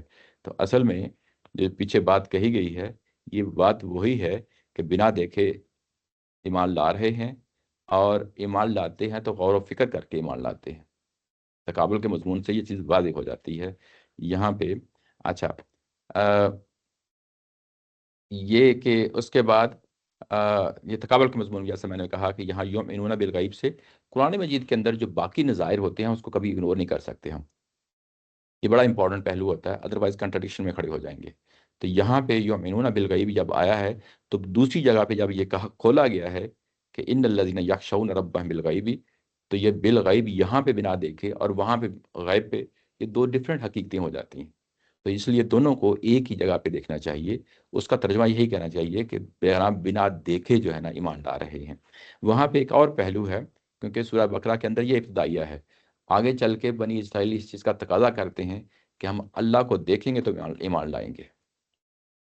یہ دوسری بڑی دلیل ہمارے ہاتھ میں آتی ہے کہ جو چیز ابتدائیہ کے اندر بیان کی گئی ہوتی ہے آگے مضمون میں وہ کھول بھی دیتا ہے قرآن مجید جا کے. اور یہ جو صحابہ کرام ہیں ہدی للمتقین، یہ متقی اور پرہیزگار ہیں، اس لیے کہ یہ پہلے سے ان حقیقتوں کو مان رہے تھے. یہ بھی بڑا امپورٹنٹ پہلو ہے. پیغمبر آتے ہیں تو اس کو قبول کر رہے ہیں، بلکہ اس سے پہلے سے ان حقیقتوں کو مان رہے تھے، کسی نہ کسی پہلو سے وہ مان رہے تھے. اور وہ اس قابل ہوئے کہ پیغمبر کی دعوت آئی اور اس کے بعد انہوں نے پھر جو ہے نا بنا دیکھے ایمان لا رہے ہیں، نماز پڑھ رہے ہیں، زکوٰۃ دے رہے ہیں. یہ اصل میں پیغمبر چیزیں لاتا ہے، تو وہ چیزیں مل کے جو ہے نا وہ پورا ایک سائیکل جو ہے وہ کمپلیٹ ہو جاتا ہے. تو یہاں پہ بھی اگر آپ دیکھیں تو یہ جو پہلی سورہ ہے، یہ سورہ بقرہ ہے، یہ یوں کہہ لیں کہ ابتدائی باتیں ہیں پہلے گروپ کی. اور یہاں پہ بھی اگر آپ دیکھیں تو اس سورہ جو ہے، سورہ الملک جو ہے، یہ بھی پہلی سورہ ہے 7ویں گروپ کی. تو ابتدائی کے اندر جو ہے نا، یہ بالغیب کا جو تصور ہے یہ کس طریقے سے نمایاں ہوتا ہے، اس چیز کو سامنے رکھیں. اچھا، اس کے بعد اگلا جو آیا آتی ہے، وَأَسِرُّوا قَوْلَكُمْ أَوِ اجْهَرُوا بِهِ إِنَّهُ عَلِيمٌ بِذَاتِ الصُّدُورِ. تم اپنی کوئی بات چھپا کر کہو یا علانیہ، وہ دلوں کے بید تک جانتا ہے. انہ علیم بذات الصدور، وہ دلوں کے بید تک جانتا ہے. الا یعلم من خلق، اور ایسا کیسے ہو سکتا ہے کہ جس نے پیدا کیا ہے وہ ان چیزوں کو نہ جانے. وہو اللطیف الخبیر، وہ لطیف بھی ہے اور خبیر بھی ہے. لطیف کا مطلب ہوتا ہے سٹل، یعنی جو مائنیوٹ آپ کے اندر احساسات پیدا ہوتے ہیں آپ کے دل میں، آپ کی سوچ اور آپ کی فکر میں، آپ کے دل میں، وہ آپ بھلے آپ خود جو ہے نا اتنی قطعیت کے ساتھ آپ کو واضح نہ ہوں، لیکن اللہ تعالیٰ کی ذات اس کو بھی بانپ لیتی ہے، اس کو بھی پکڑ لیتی ہے. یعنی لطیف کا مطلب ہوتا ہے کہ باریک سے باریک چیز بھی اس کے ہاتھ سے جو ہے نا خستی نہیں ہے، وہ گرفت میں لے لیتا ہے. تو یوں کہیں کہ جو بھی آپ کے دل کے اندر ارادے ہیں، نیتیں ہیں، خیالات ہیں، تصورات ہیں، بھلے وہ کتنے ہی فینٹ کیوں نہ ہوں، ہلکے ہی پھلکے ہی کیوں نہ ہوں، انتہائی لطیف کیوں نہ ہوں، لیکن اللہ تعالیٰ کی ذات کیونکہ لطیف ہے، وہ ان چیزوں کو پکڑ لیتی ہے، سمجھ لیتی ہے، اور تم کیا کر رہے ہو جان لیتی ہے. اچھا، یہ جو ابھی سٹیٹمنٹ آئی ہے آیت نمبر 12 اور 13، یہ پچھلے دونوں مضامین کے ساتھ جڑ جاتی ہے. پچھلے دونوں، یعنی پہلے کون ہے؟ اہل کفر ہے، اہل جہنم ہے. اس کے بعد کون آئے ہیں؟ اہل ایمان ہیں. ان دونوں کے ساتھ آیت نمبر 13 اور 14 یہ ان کے ساتھ جڑ جاتی ہے. جو اہل کفر ہیں، یہ کفار ہیں، ان کے ساتھ کیسے جڑتی ہے؟ ان کو دھمکی کی صورت میں جڑتی ہے. اور جو اہل ایمان ہیں ان کے ساتھ یہ ایشورنس ملتی ہے ان کو یا اس سے. اچھا، وہ جو اہل کفار ہیں ان کو دھمکی کیسے ملتی ہے کہ تم بھلے جو ہے نا جو مرضی کہہ لو. انہوں نے کہہ تو دیا نا، پیچھے پیغمبر نے تکذیب کر دیا، یہ تو کھلے عام کہا ہے انہوں نے نا، لیکن تمہارے اندر کی چیزیں جو گزر رہی ہیں، تمہارے اندر جو خیالات گزر رہے ہیں، وہ بھی جو ہے نا اللہ تعالیٰ کی ذات کے سامنے ہیں. تم بھلے جو مرضی کر لو، میں ان کا بھی حساب کتاب لوں گا. تو میں اس کو بھی اکاؤنٹیبلٹی میں تمہیں لے کے آؤں گا جب تم جو ہے نا یہ معاملہ ہوگا. اچھا، یہ ان کے بارے میں ہے. اور اس کے بعد اہل ایمان کے بارے میں کیا ہے؟ اہل ایمان کے بارے میں یہ کہ تم جو بھی ایفرٹ میرے راستے میں کرتے ہو، جو بھی میرے حوالے سے کوئی ایک قدم اٹھاتے ہو، کوئی نیت کرتے ہو، ارادہ کرتے ہو، کوئی سوچ اور فکر کرتے ہو، میں اس پہ بھی اجر دینے والا ہوں، میں اس پہ بھی ریوارڈ دینے والا ہوں. میں اس کو بھی جو ہے نا اگنور نہیں کروں گا. تمہاری جو بھی ایفرٹ ہوگی اور تم سے اگر کمی اور کوتاہی ہوگی تو میں اس پہ بھی اس کو مغفرت کی طرف جو ہے نا لے آؤں گا. میں اس کو بھی اس اینگل سے دیکھ لوں گا. میں کسی جگہ بھی اگر تم اس کے مستحق ہوئے تو تمہیں اجر اور مغفرت میں لازمی طور پہ دوں گا. اور جبکہ جو دوسرے لوگ ہیں وہ اگر چھوٹی موٹی بھی غلطی جو نہ کریں، میں اس کا بھی ریکارڈ رکھوں گا. جی جی ترتیب سے پڑھا جائے تو جی تھوڑا ترتیب چل رہی تھی. جی کل نے آقا کے دلائل دیے، پھر ذکر آیا ان کا جن کو جہنم میں ڈالا جانا ہے، پھر اس کے بعد ذکر شروع ہوا ہے جو اللہ سے ڈرتے ہیں. جی ایسے ہی. جی جی اس کے بعد فوری طور پہ یہ آیت کا پس منظر سمجھ نہیں آ رہا کہ اسر قولکم، یہ بات کرنے کی کیا، یہ جنرل بات ہے نا. آپ کہہ رہے ہیں کہ یہ اپلائی ہوتی ہے کہ اگر کوئی غیر مسلم ہے یا کافرین ہے تو وہ یہ سمجھے، اور جو مومن ہے وہ یہ سمجھے اس آیت سے. جی جی نہیں، میں کہا دونوں پہ اپلائی ہوتی ہے. دونوں پر ہوتی ہے نا. ہاں، دونوں پہ. حالانکہ ہونا ہی چاہیے. کہیں لگ یہ رہا ہے جیسے کہ اللہ تعالیٰ نے بات شروع کی ہے ابھی ان کی جو اللہ سے ڈرتے ہیں، یخشون ربہم، جی ان کے بارے میں تو کوئی بات نہیں کرنا چاہے کوئی ہو رہی تھی. وَأَسَرُّوا قَوْلَكُمْ سے مراد یہ جو قریب کی چیز ہے. مومنین ہے یا کافرین بھی؟ جی جی میں بتا رہا ہوں کہ جو چیز قریب کی ہوتی ہے عمومی طور پہ جو ہے نا لوگ ایسے ہی سمجھتے ہیں کہ یہ اہل ایمان کے لیے کہی جا رہی ہے. اور بعض تفسیروں میں آپ یہ چیز مل جائے گی، وہ یہ کہیں گے کہ اہل ایمان کے لیے کہی جا رہی ہے. لیکن بعض اوقات مضمون جو ہے نا وہ اپنے اندر عمومیت لیے ہوئے ہوتا ہے. عمومیت لیے ہوئے ہوتا ہے. عمومیت کا مطلب یہ ہے کہ اس کے اندر کوئی ایسا کرینہ نہیں ہے کہ جو انہی کے ساتھ خاص کر دے. ٹھیک ہے نا. تو اس لیے بعض بزرگوں نے اس کو دونوں کی طرف لیا ہے. اور ہمارے جو امین حسن اصلاحی صاحب، غامدی صاحب، ان دونوں نے جو ہے نا اس کو عمومی ہی مضمون کے طور پہ لیا ہے. اور یہ کہا ہے کہ جو پچھلے دونوں گروہ ہیں نا ان کے بارے میں ہے، اور ہونا بھی چاہیے. ہونا بھی چاہیے. مطلب یہ ہے کہ ظاہر ہے کہ دونوں افراد جو ہے نا، انسان ہے نا، انسان کے اندر نیت، ارادے، احساسات سب کچھ جڑے ہوئے ہوتے ہیں. وہ اچھے بھی ہو سکتے ہیں، برے بھی ہو سکتے ہیں. پیغمبر سامنے موجود ہے، پیغمبر انہیں حقائق بتا رہا ہے. پیغمبر کے حوالے سے پتہ نہیں کیا کوئی چیزیں دلوں میں کیا پک رہی ہیں، ان کی کفار کی پک رہی ہیں، اور اس کے بعد جو اہل ایمان ہیں وہ پیغمبر کے حوالے سے اور اس دعوت کے حوالے سے پتہ نہیں وہ کیا نیت ارادے جو ہے نا، اب ہوتا نا ان کے ہماری دعوت پھلے اور اس کے بعد ہم کیا محنت کر رہے ہیں، ہم اللہ کے لیے کیا جو ہے نا کوششیں کر رہے ہیں. تو یہ دونوں چیزیں جو ہے نا، یہ جب اس کو جنرل مفہوم میں لیتے ہیں تو آٹومیٹیکلی آ جاتی ہیں. اور ویسے بھی جس طریقے سے کہا ہے کہ اللہ یعلم من خلق، یہ تو اس کے اندر وہ تو وارننگ آٹومیٹیکلی آ جاتی ہے. جب اللہ کا لفظ آ گیا ہے تو اس کا مطلب یہ ہے کہ ترجمہ اگر دیکھیں تو یہ کہا گیا ہے کہ کیا وہی نہ جانے گا، کیا وہی نہ جانے گا. تو اور اس کے بعد پھر لطیف اور خبیر کا حوالہ دیا ہے، خلق کا حوالہ دیا ہے. یعنی 3-4 قسم کی جو ہے نا یہاں پہ یوں کہہ لیں کہ علیم کا حوالہ دیا ہے، علیم، اس کے بعد حوالہ دیا خلق کا حوالہ دیا، لطیف اور خبیر کا دیا ہے. یہ اللہ تعالیٰ کی صفات ہیں. یہ سورہ الملک جو ہے یہ اگر آپ دیکھیں تو اس کے اندر یعنی صفات کا جس طریقے سے یعنی استعمال کیا گیا ہے وہ بڑے نمایاں طور پہ ہے. یعنی یہاں اللہ تعالیٰ کی صفات کو قدم قدم پہ آپ کو جو ہے نا یہ چیزیں آپ کو مل رہی ہیں. یہاں پہ شروع میں جس طرح کے بادشاہی اس کی ہے، تقدیر ہے، تبارک کا لفظ آ گیا، یعنی قدم قدم پہ خالق ہونا اس کا ربوبیت کا پہلو ہے. تو یہاں پہ بھی اگر آپ دیکھیں تو خالق ہونا، لطیف ہونا، خبیر ہونا، یہ جتنے ہیوی الفاظ استعمال کیے گئے ہیں. اور عمومی لب و لہجہ بھی عمومی ہے اس کے اندر جو ہے نا، یہ کہ کیسے ہو سکتا ہے. اچھا، اس کے یہ جو پہلو ہے نا یہ آگے چل کے بھی مزید کھلے گا، آگے چل کے مزید کھلے گا. اس میں ایک پہلو ہے جس کو یہاں پہ استاد محترم نے اس کو لیا ہے. میں نے اس کو پچھلی دفعہ نہیں بیان کیا تھا لیکن ابھی ظاہر ہے کہ بعد سے بات نکلی ہے تو میں آپ کے سامنے اس کو لے آتا ہوں. وہ یہ ہے، یہ بالکل شروع کا جو پیراگراف ہے اگر آپ اس میں دیکھیں تو اس میں لکھا ہوا ہے کہ یہ اس مشاہدے کا بیان ہے جو اس کائنات کی نشانیوں پر غور کیا جائے تو ہر عاقل اور صاحب فکر انسان کے سامنے آ جاتا ہے. یہ ماننے کے لیے مجبور ہو جاتا ہے کہ کائنات کا خالق نہ کلندرا ہے، نہ غیر ذمہ دار، اور نہ محض محرک اول، اور ایک خاموش علت العلل جیسا کہ بعض فلاسفہ اور سائنسدانوں نے سمجھا ہے، بلکہ ایک بڑا ہی بزرگ اور فیض رساں اور اس کے ساتھ بے پناہ قدرت والا ہے. یہ اچھا، یہ جو پہلو ہے نا کہ نہ غیر ذمہ دار ہے، کلندرا نہیں ہے، یہ تو اللہ تعالیٰ کی ذات کی نا مناسب ہی نہیں، سوٹ ہی نہیں کرتا یہ لفظ جو ہے نا کہ وہ غیر ذمہ دار ہو اور کلندرا ہو. نہ محرک اول ہے. محرک اول کا مطلب ہوتا ہے کہ جس نے سٹارٹ میں جو ہے نا کوئی کام شروع کر دیا اور اس کے بعد غیر متعلق ہو گیا، جس کو کیا کہتے ہیں، prime mover, prime mover English میں. ہاں، یہ ہمارے بہت سارے جو فلاسفر ہیں یا ہمارے سائنسدان ہیں ان کا یہ نظریہ ہے کہ بگ بینگ ہو گیا اور اس کے بعد ایک قانون بنا دیا. مانتے ہیں یعنی کوئی اللہ ہے، کوئی قوت ہے، وہ اس چیز کو مانتے ہیں. ایون ایتھیسٹ بھی مانتے ہیں اس چیز کو، یعنی کہ کوئی قوت ہے پیچھے ہے جو کار فرما ہے. اچھا، لیکن جب یہ بگ بینگ ہو گیا تو اس کے بعد قانون ڈیفائن ہو گئے. اس کے بعد قیامت تک یعنی جب تک یہ دنیا رہے گی تب تک جو ہے نا اس کے اندر آپ کو سائنٹیفک جو ہے نا چیزیں ہی ملیں گی، اس میں کسی کی انٹرفیئرنس نہیں ہو رہی. محرک اول سے یہ نظریہ نکلتا ہے. اس کے بعد ایک خاموش علت العلل، یہ فلسفے کی خاص اصطلاح ہے کہ جس کا مطلب یہ ہوتا ہے کہ جو کچھ ہمارے ارد گرد ہم دیکھتے ہیں یہ کاز اینڈ افیکٹ کا قانون ہے. ہر جگہ کاز اینڈ افیکٹ ہے، یعنی کوئی کاز ہوتا ہے اس کا نتیجہ ہوتا ہے، کاز ہوتا ہے اس کا نتیجہ ہوتا ہے. اس کو پیچھے دیکھتے جائیں دیکھتے جائیں دیکھتے جائیں تو جہاں کائنات سٹارٹ ہوتی ہے وہ پہلا جو ہے نا علت وجود میں آ جاتی ہے. وہ کیا ہے؟ وہ اللہ تعالیٰ کی ذات ہے. اس کے یعنی اس کو فلسفے کی یعنی لینگویج میں بیان کرتے ہیں. اچھا، جیسا کہ بعض فلاسفہ اور سائنسدانوں نے سمجھا ہے. اچھا، اس میں جو فلاسفہ کا لفظ استعمال کر رہے ہیں یہ فلاسفرز ان کے لیے ہیں.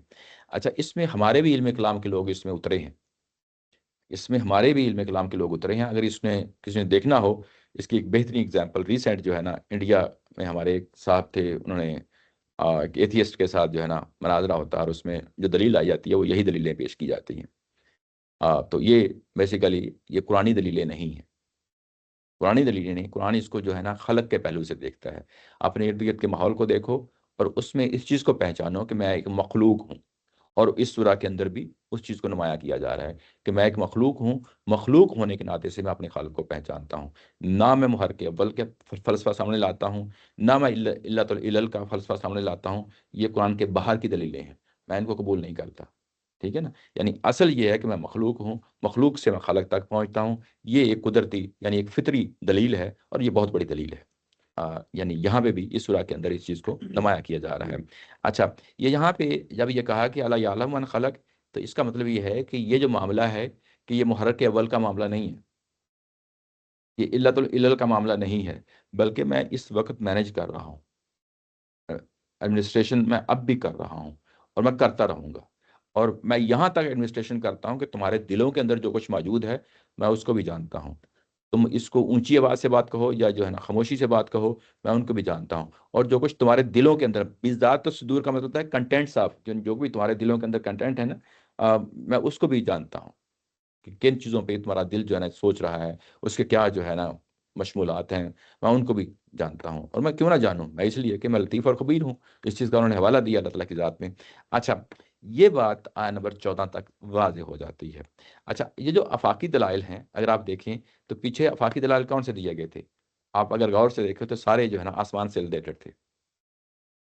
اب آسمان کے بعد پھر وہی تقابل کا مضمون ہے. کس کا مضمون آ سکتا ہے؟ زمین کا آ سکتا ہے. تو اگلا مضمون زمین کا ہے. یعنی اس سورہ کے اندر کس قدر خوبصورتی کے ساتھ جو ہے نا مضامین آپس میں سمیٹے گئے ہیں. اگلا مضمون جو ہے وہ زمین آ رہی ہے. هو الذی جعل لکم الارض ذلولا فامشوا فی مناکبها وکلوا من رزقہ والیہ النشور. یہ سورہ جو ہے نا بہت بڑی، یعنی یوں ہی میں سنتا ہوں نا تلاوت اس کی ہو رہی ہو، پتہ نہیں، ہر ایک کی اپنی اپنی فیلنگ ہے. میرے اندر جو ہے نا یوں کہہ لیں کہ میں بہت محسوس کرتا ہوں اس چیز کو. یعنی انسان کے اندر جو ہے نا سوچنے سمجھنے کی جو صلاحیت ہے نا، اس کے اندر بہت سامان ہے، بہت سامان ہے. اور جب یہ ساری نظم کے انداز سے آپ جو ہے نا سوچ رہے ہوتے ہیں، اچھا پیچھے یہ بات کہی، آگے یہ بات کہی، تو میرا ذہن وہاں چل رہا ہوتا ہے.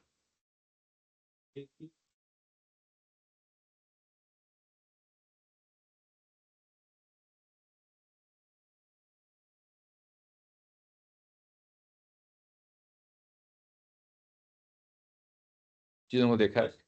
جی نہیں، سورہ نے ریکویسٹ کی ہے. ہاں، حضرت ابراہیم علیہ السلام کے بارے میں آتا ہے.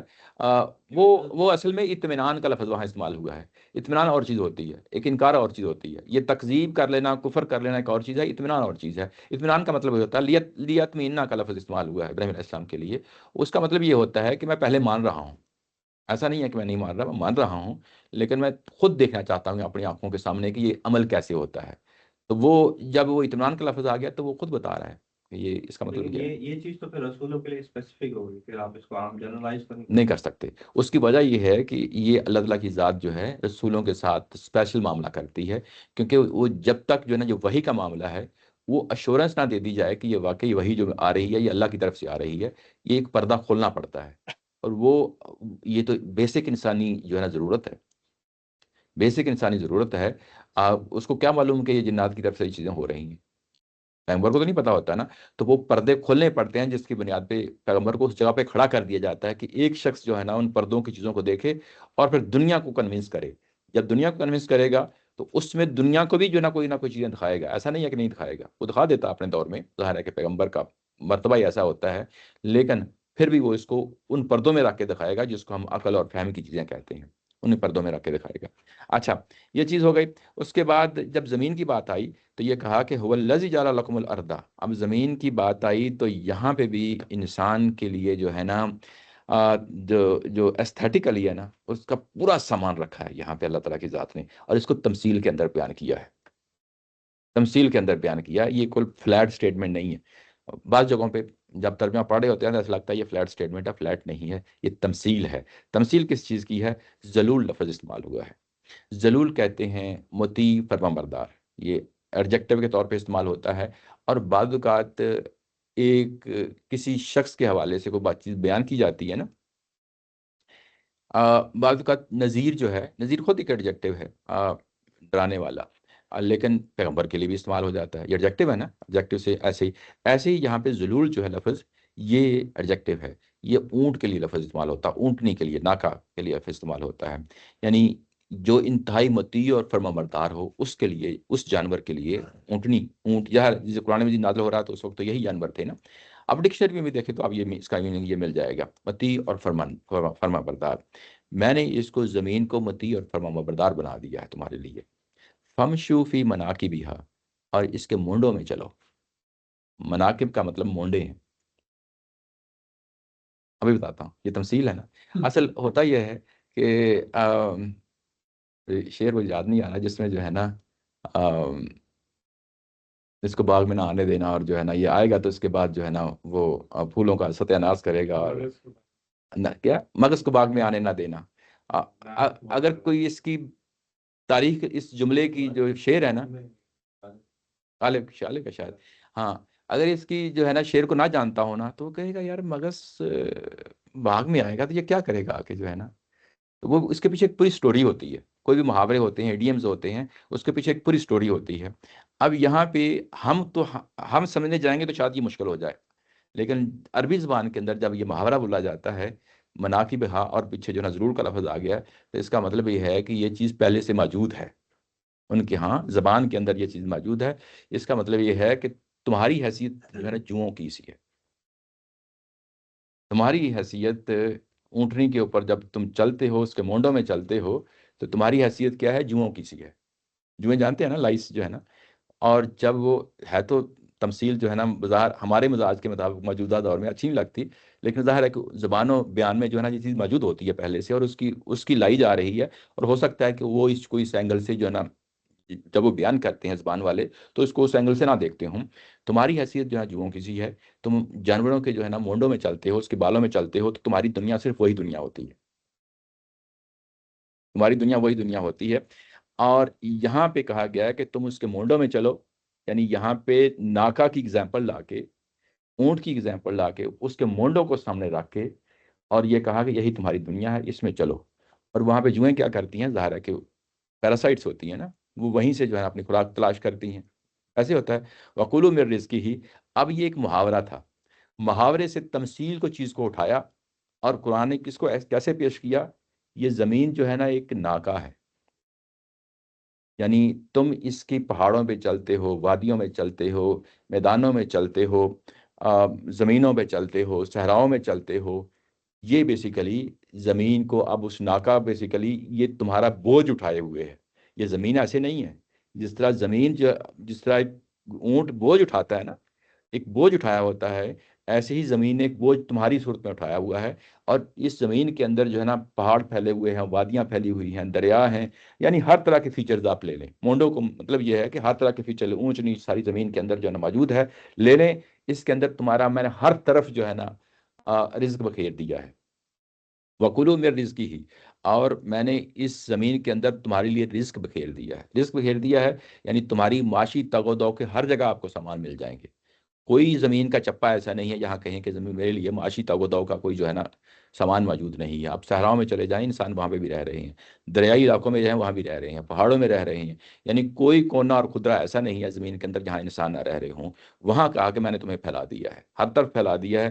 تم جاؤ، اور اس کے بعد وَإِلَيْهِ النُّشُورُ. ایک چیز ہے، لوٹ کے میرے پاس واپس آنا ہے.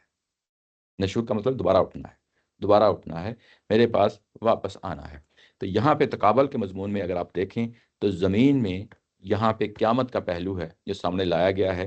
اور یہی چیز تقابل میں رکھتے ہوئے جو پیچھے کہی گئی تھی اللہ جی خلا کا سبع سماوات طباقا، یہ بھی وہاں پہ بھی یہی چیز تھی کہ آسمان یہ تمہیں دکھائے جا رہے ہیں، یا جو دلیل پیش کی جا رہی ہے، اس کے نتیجے میں آسمان کا بھی خاتمہ ہو جانا ہے، اس کے نتیجے میں زمین کا بھی خاتمہ ہو جانا ہے، اور اس کے بعد ایک حشر برپا ہونا ہے. لازمی تم نے واپس آنا ہے. یہ ہو ہی نہیں سکتا جیسے ہم دیکھتے ہیں، انسانوں کے ساتھ یہ دیکھتے ہیں، جانوروں کے ساتھ یہ دیکھتے ہیں، چیزوں کے ساتھ دیکھتے ہیں کہ ایک چیز سٹارٹ ہوتی ہے، بچپنا ہوتا ہے، جوانی ہوتی ہے، ادھیڑ عمری ہوتی ہے، اس کے بعد خاتمہ ہو جاتا ہے. تو کائنات کا جو ہے نا، پوری کائنات کا خاتمہ ایسے ہی جب ہر چیز پہ اپلائی ہو رہا ہے، ٹیبل پہ ہو رہا ہے، کرسی پہ ہو رہا ہے، مکان پہ ہو رہا ہے، انسان پہ ہو رہا ہے، ہر چیز پہ یہ رول اپلائی ہو رہا ہے، تو اس کائنات پہ کیوں نہیں ہو سکتا؟ وہ جو کائنات پہ اپلائی ہوگا وہ اصل میں نشور ہوگا، وہ آخرت ہے جس کے مقابلے میں یہ چیز آ رہی ہے، تقابل میں یہ چیز پیش کی جا رہی ہے. تو یہ ایک دلیل ہے جو سامنے رکھی جا رہی ہے کہ کیسے جو ہے نا قیامت برپا ہونی ہے، اور کیسے جو ہے نا وہ چیز سامنے آنی ہے. یہ دیکھیں قرآن کی مضامین دیکھیں، یوں سمجھ لیں کہ یہ دوسری سورہ ہے، یہ دوسری سورہ ہے، سورہ فاتحہ کے بعد دوسری سورہ ہے، اور کتنے بڑے بڑے مضامین ہیں اس کے اندر. اچھا، اس کے بعد یہ کہا ہے یہ آگے بڑھتے ہیں آیت نمبر 16 میں. تو آیت نمبر 16 میں یہ کہا گیا کہ آمنتم من فی السماء ان یخسف بکم الارض فاذا ہی تمور. یہ جو پیچھے کہا تھا نا کہ نشور آنا ہے، اس کے بارے میں جب قرآن تصور دیتا ہے وہ یہ دیتا ہے کہ ایک زلزلہ ہے، ایک سور پھونکا جائے گا، اور اس کے بعد جو ہے نا یہ قیامت برپا ہو جائے گی. اب یہ الہی النشور جو ہے نا، اس کو اسی تسلسل میں بات کہی ہے کہ کیا تم اس چیز سے جو ہے نا بے خوف ہو گئے ہو جو آسمان میں ہے کہ وہ تم کو زمین میں دنسا دے. یعنی یہ النشور جو ہے نا کیسے وجود میں آنا ہے؟ یعنی اس چیز کے حوالے سے پھر جو ہے نا اس کو فردر قرآن نے اس کو کھولا ہے کہ کیا تم اس واقعے سے جو ہے نا بے خوف ہو گئے ہو؟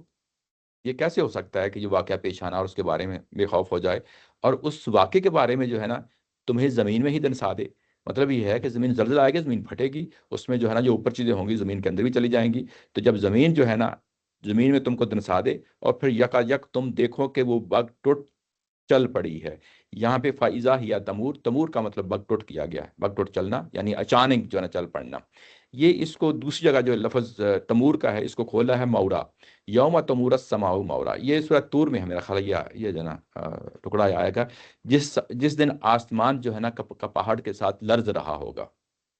تو مطلب یہ ہے کہ یہ مور کا لفظ ہے، اس کا مطلب ہوتا ہے کہ لرزنا، تب تھر تھر کانپنا اس کے لیے ہے۔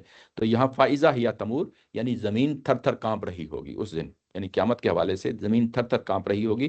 کیا تم اس چیز سے بے خوف ہو گئے ہو؟ یعنی جو کل کو قیامت برپا پیش ہونی ہے، پوری دنیا میں قیامت برپا ہوگی، جب النشور جو ہے نا قائم و دائم ہوگا، تو اس وقت تو یہ صورتحال پیدا ہو گئی، تم کیسے اس سے بے خوف ہو سکتے ہو؟ یعنی اس چیز کو یہ کھولا ہے۔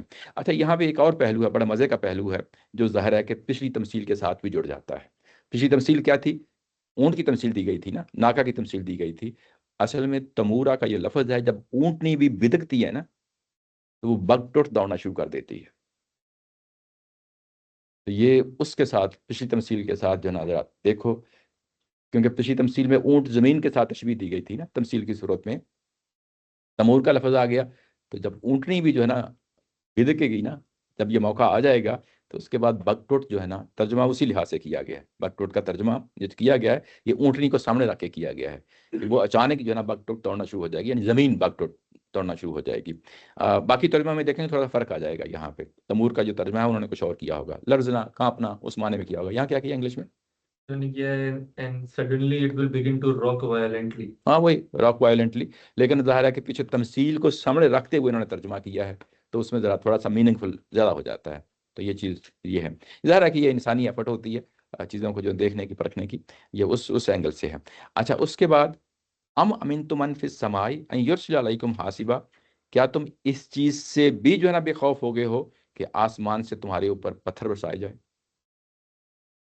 یہ جو پہلا حصہ ہے نا، یہ جو پہلا حصہ ہے یعنی آیا نمبر 16، یہ قیامت کے حوالے سے ہے، اور دوسرا حصہ وہ ہے جو رسولوں کے دور میں قیامت برپا ہوتی ہے اس کے بارے میں، کیونکہ اگلی آیا اس سے ریلیٹ ہو جاتی ہے، اگلی آیا اس سے ریلیٹ ہو جاتی ہے، کیونکہ رسولوں کے دور میں کیا ہوتا ہے کہ ایسی سزائیں بھی دی گئی ہیں جس میں آسمانوں سے پتھروں کی بارش ہوئی ہے، جیسے قوم لوط ہے، قوم عاد ہے، قوم سمود ہے۔ تو یہ ہم مختلف جگہوں پہ دیکھتے ہیں۔ حاصب کا مطلب ہوتا ہے وہ آندھی، تیز آندھی جس کے اندر ریت ہی ریت نہیں ہے، بلکہ ریت کے اندر جو چھوٹے چھوٹے کنکریاں ہوتی ہیں نا، پتھر ہوتے ہیں چھوٹے چھوٹے، ان کو بھی جو ہے نا وہ آندھی اٹھا لیتی ہے، اور جب وہ آندھی چلتی ہے تو وہ عربوں کے یعنی اس ماحول میں اتنی تیز ہوتی تھی کہ وہاں پہ جو ہے نا انسان جو ہے نا وہاں پہ یعنی خاتمے والی صورتحال پیدا ہو جاتی تھی۔ تو جب وہ آؤٹ آف کنٹرول ہو جائے، جیسے تو لوط علیہ السلام کے زمانے میں ہوا ہے، عاد و سمود کے زمانے میں ہوا ہے، تو اس آندھی کو حاسب کہا جاتا ہے۔ تو کیا تم اس سے بھی بے خوف ہو گئے ہو؟ پہلا حصہ جو ہے وہ آخری قیامت کے حوالے سے ہے، آیا نمبر 17 جو ہے وہ دنیا کے اندر جو رسولوں کے دور میں قیامت برپا ہوتی ہے اس کے حوالے سے ہے۔ اچھا، یہاں پہ ایک اور پہلو ہے کہ جو آسمان میں ہے اس سے بے خوف ہو گئے ہو۔ آسمان میں کون ہے؟ اللہ تعالیٰ کی ذات ہے۔ یہاں پہ ایک تصور پیدا ہوتا ہے کہ اچھا، کیا اللہ تعالیٰ کی ذات جو ہے نا فزیکلی آسمانوں میں ہے؟ یہ فزیکل کا جو تصور ہے یہ قرآنی تصور نہیں ہے، یہ یاد رکھیں۔ جب ہمیں یہ کہا جاتا ہے کہ اللہ ہر جگہ موجود ہے، تو کیا اس کا مطلب فزیکلی ہر جگہ موجود ہے؟ یہ ہم تصور نہیں کر سکتے، یہ قرآن کے اگینسٹ چلا جاتا ہے، کیونکہ قرآن خود کہتا ہے لیس کمثلہ شیء۔ آپ کوئی بھی تصور لائیں گے جس کو کسی ساتھ کسی جسم کے طور پہ کمپیئر کریں گے، وہ آؤٹ آف کنٹیکسٹ ہو جائے گا۔ یعنی جو قرآن نے دوسری جگہ چیزیں بیان کی ہوتی ہیں نا، اس کے ساتھ کنٹرڈکشن میں کوئی ایسی سوچ تصور یعنی آپ کوئی فہم آپ کا بنتا ہے، سوچنے سمجھنے کا چیز بنتی ہے، کوئی ایسا فہم نہ بنائیں جو دوسری جگہ جا کے اس کی کنٹرڈکشن میں جا کے کھڑا ہو جائے۔ تو ہمیں بتایا گیا ہے کہ فزیکلی کوئی تصور بھی نہیں سوچا جا سکتا، تو پھر ہم کیسے کہتے ہیں کہ یہ آسمان پہ ہے؟ یہ اصل میں قرآن مجید کا اپنا مفہوم ہے، اور لوگوں نے ظاہر ہے کہ اس مفہوم سے یہ لوگوں کے لحاظ سے یہ چیز بیان کی گئی ہے۔ قرآن نے خود کہا ہے کہ سمستوا الی السماء سواہن، کہ اللہ تعالیٰ کی ذات مستوی ہو گئی آسمان پہ۔ کیسے ہو گئی؟ ہمیں نہیں معلوم، ہمیں نہیں معلوم، اس کی بحث میں ہم جاتے نہیں ہیں۔ یہ اسی پہلو سے ہے کیونکہ قرآن مجید کے اندر کچھ ایسی چیزیں ہیں بیان کی گئی ہیں، اور جس کو جو ہے نا بعض اوقات وہ چیزیں ہماری گرفت میں نہیں آتی، اس کو پھر ایز اٹ از ہی لینا چاہیے۔ ابھی تھوڑی دیر پہلے جو ہے نا یہ کہا گیا کہ بلکہ آگے بھی آ رہا ہے دل، حالانکہ دماغ سوچتا دل نہیں سوچتا۔ تو یہ بھی بیسیکلی جب انسان کے اندر روح پھونکی جاتی ہے، خواہ وہ ماں کے پیٹ میں ہو یا پہلے انسان کے اندر پھونکی گئی تھی، وہ اصل میں انسان کے دل پہ ہی جو ہے نا شخصیت دی جاتی ہے، اور جب وہ شخصیت دی جاتی ہے تو انسان کے سوچنے سمجھنے کا جو عمل ہے وہ شخصیت سے متعلقہ ہو جاتا ہے، تو اس لیے اس کو دل کے ساتھ ریلیٹ کر دیا جاتا ہے، یعنی قرآن اس کو اس اینگل سے پیش کرتا ہے۔ ایسے ہی جو ہے نا یہ تصور ہے کہ استوا علی السماء کا جو تصور ہے، ہمیں نہیں معلوم کہ اس کی نیچر کیا ہے، لیکن ہمیں بتا دیا گیا ہے یہ ہے۔ یہ زبان بیان کی یہ جیسے دل میں کہتے ہیں جی کہ میرے دل میں یہ خیال وہ ہے، پھر یہ زبان و کیونکہ بیان کی زبان میں چیز ایسے وہ پیدا ہوتی ہے، زبان و بیان میں بھی وہ چیز آ جاتی ہے، کیونکہ زبان بیان میں آ گئی ہے، اس کا اس چیز سمجھ کا تعلق نہیں ہے کہ اللہ تعالیٰ ہاں کے دل وہ پہ سمجھانا بھی کچھ آسان ہو جاتا ہے، آسان۔ تو یہاں پہ بھی بیسیکلی یہ زبان و بیان کا ہی پہلو ہے کہ اللہ تعالیٰ کی ذات آسمان پہ مستوی ہو گئی، ہمیں نہیں پتا، لیکن کیونکہ ہمیں یہ بتا دیا گیا مستوی ہو گئی ہے تو ہماری نظریں آسمان کی طرف اٹھتی ہیں، یعنی گویا کہ ہم یہ سمجھ رہے ہوتے ہیں کہ اللہ اس ڈائریکشن میں ہے۔ یہ ایک تصور ہے، اس کو کبھی بھی حقیقت کی نظر میں نہیں دیکھنا چاہیے۔ میری اصل بات پہنچانے کا مطلب یہ ہے کہ اس کو کبھی بھی فزیکلی اس سینس میں نہیں دیکھنا چاہیے۔ جب ہم یہ کہتے ہیں کہ اللہ ہر جگہ موجود ہے تو اس کا مطلب یہ ہے کہ اس کی صفات کیا ہیں؟ وہ سمیع اور بصیر ہے، لطیف ہے، وہ تو ہر چیز کو جانتا ہے، دیکھتا ہے، وہ ہر جگہ۔ جب ہم یہ موجود کہتے ہیں تو اس کا مطلب پھر یہی ہوتا ہے، اس کا مطلب یہ نہیں ہوتا کہ فزیکل موجود ہے۔ فزیکل لیں گے تو یہ کنٹرڈکشن میں آ جائے گا، پھر ہمیں وہ وجود ماننا پڑے گا۔ وہی ایسے ہی ہے، ایسے ہی ہے وہ، یعنی اس کو زبان و بیان کی کوئی بھی شکل آپ دے لیں، لیکن یوں ہی آپ یہ کہتے ہیں کہ فزیکلی، تو پھر اس کا مطلب یہ ہوتا ہے کہ وہ وجود ہے۔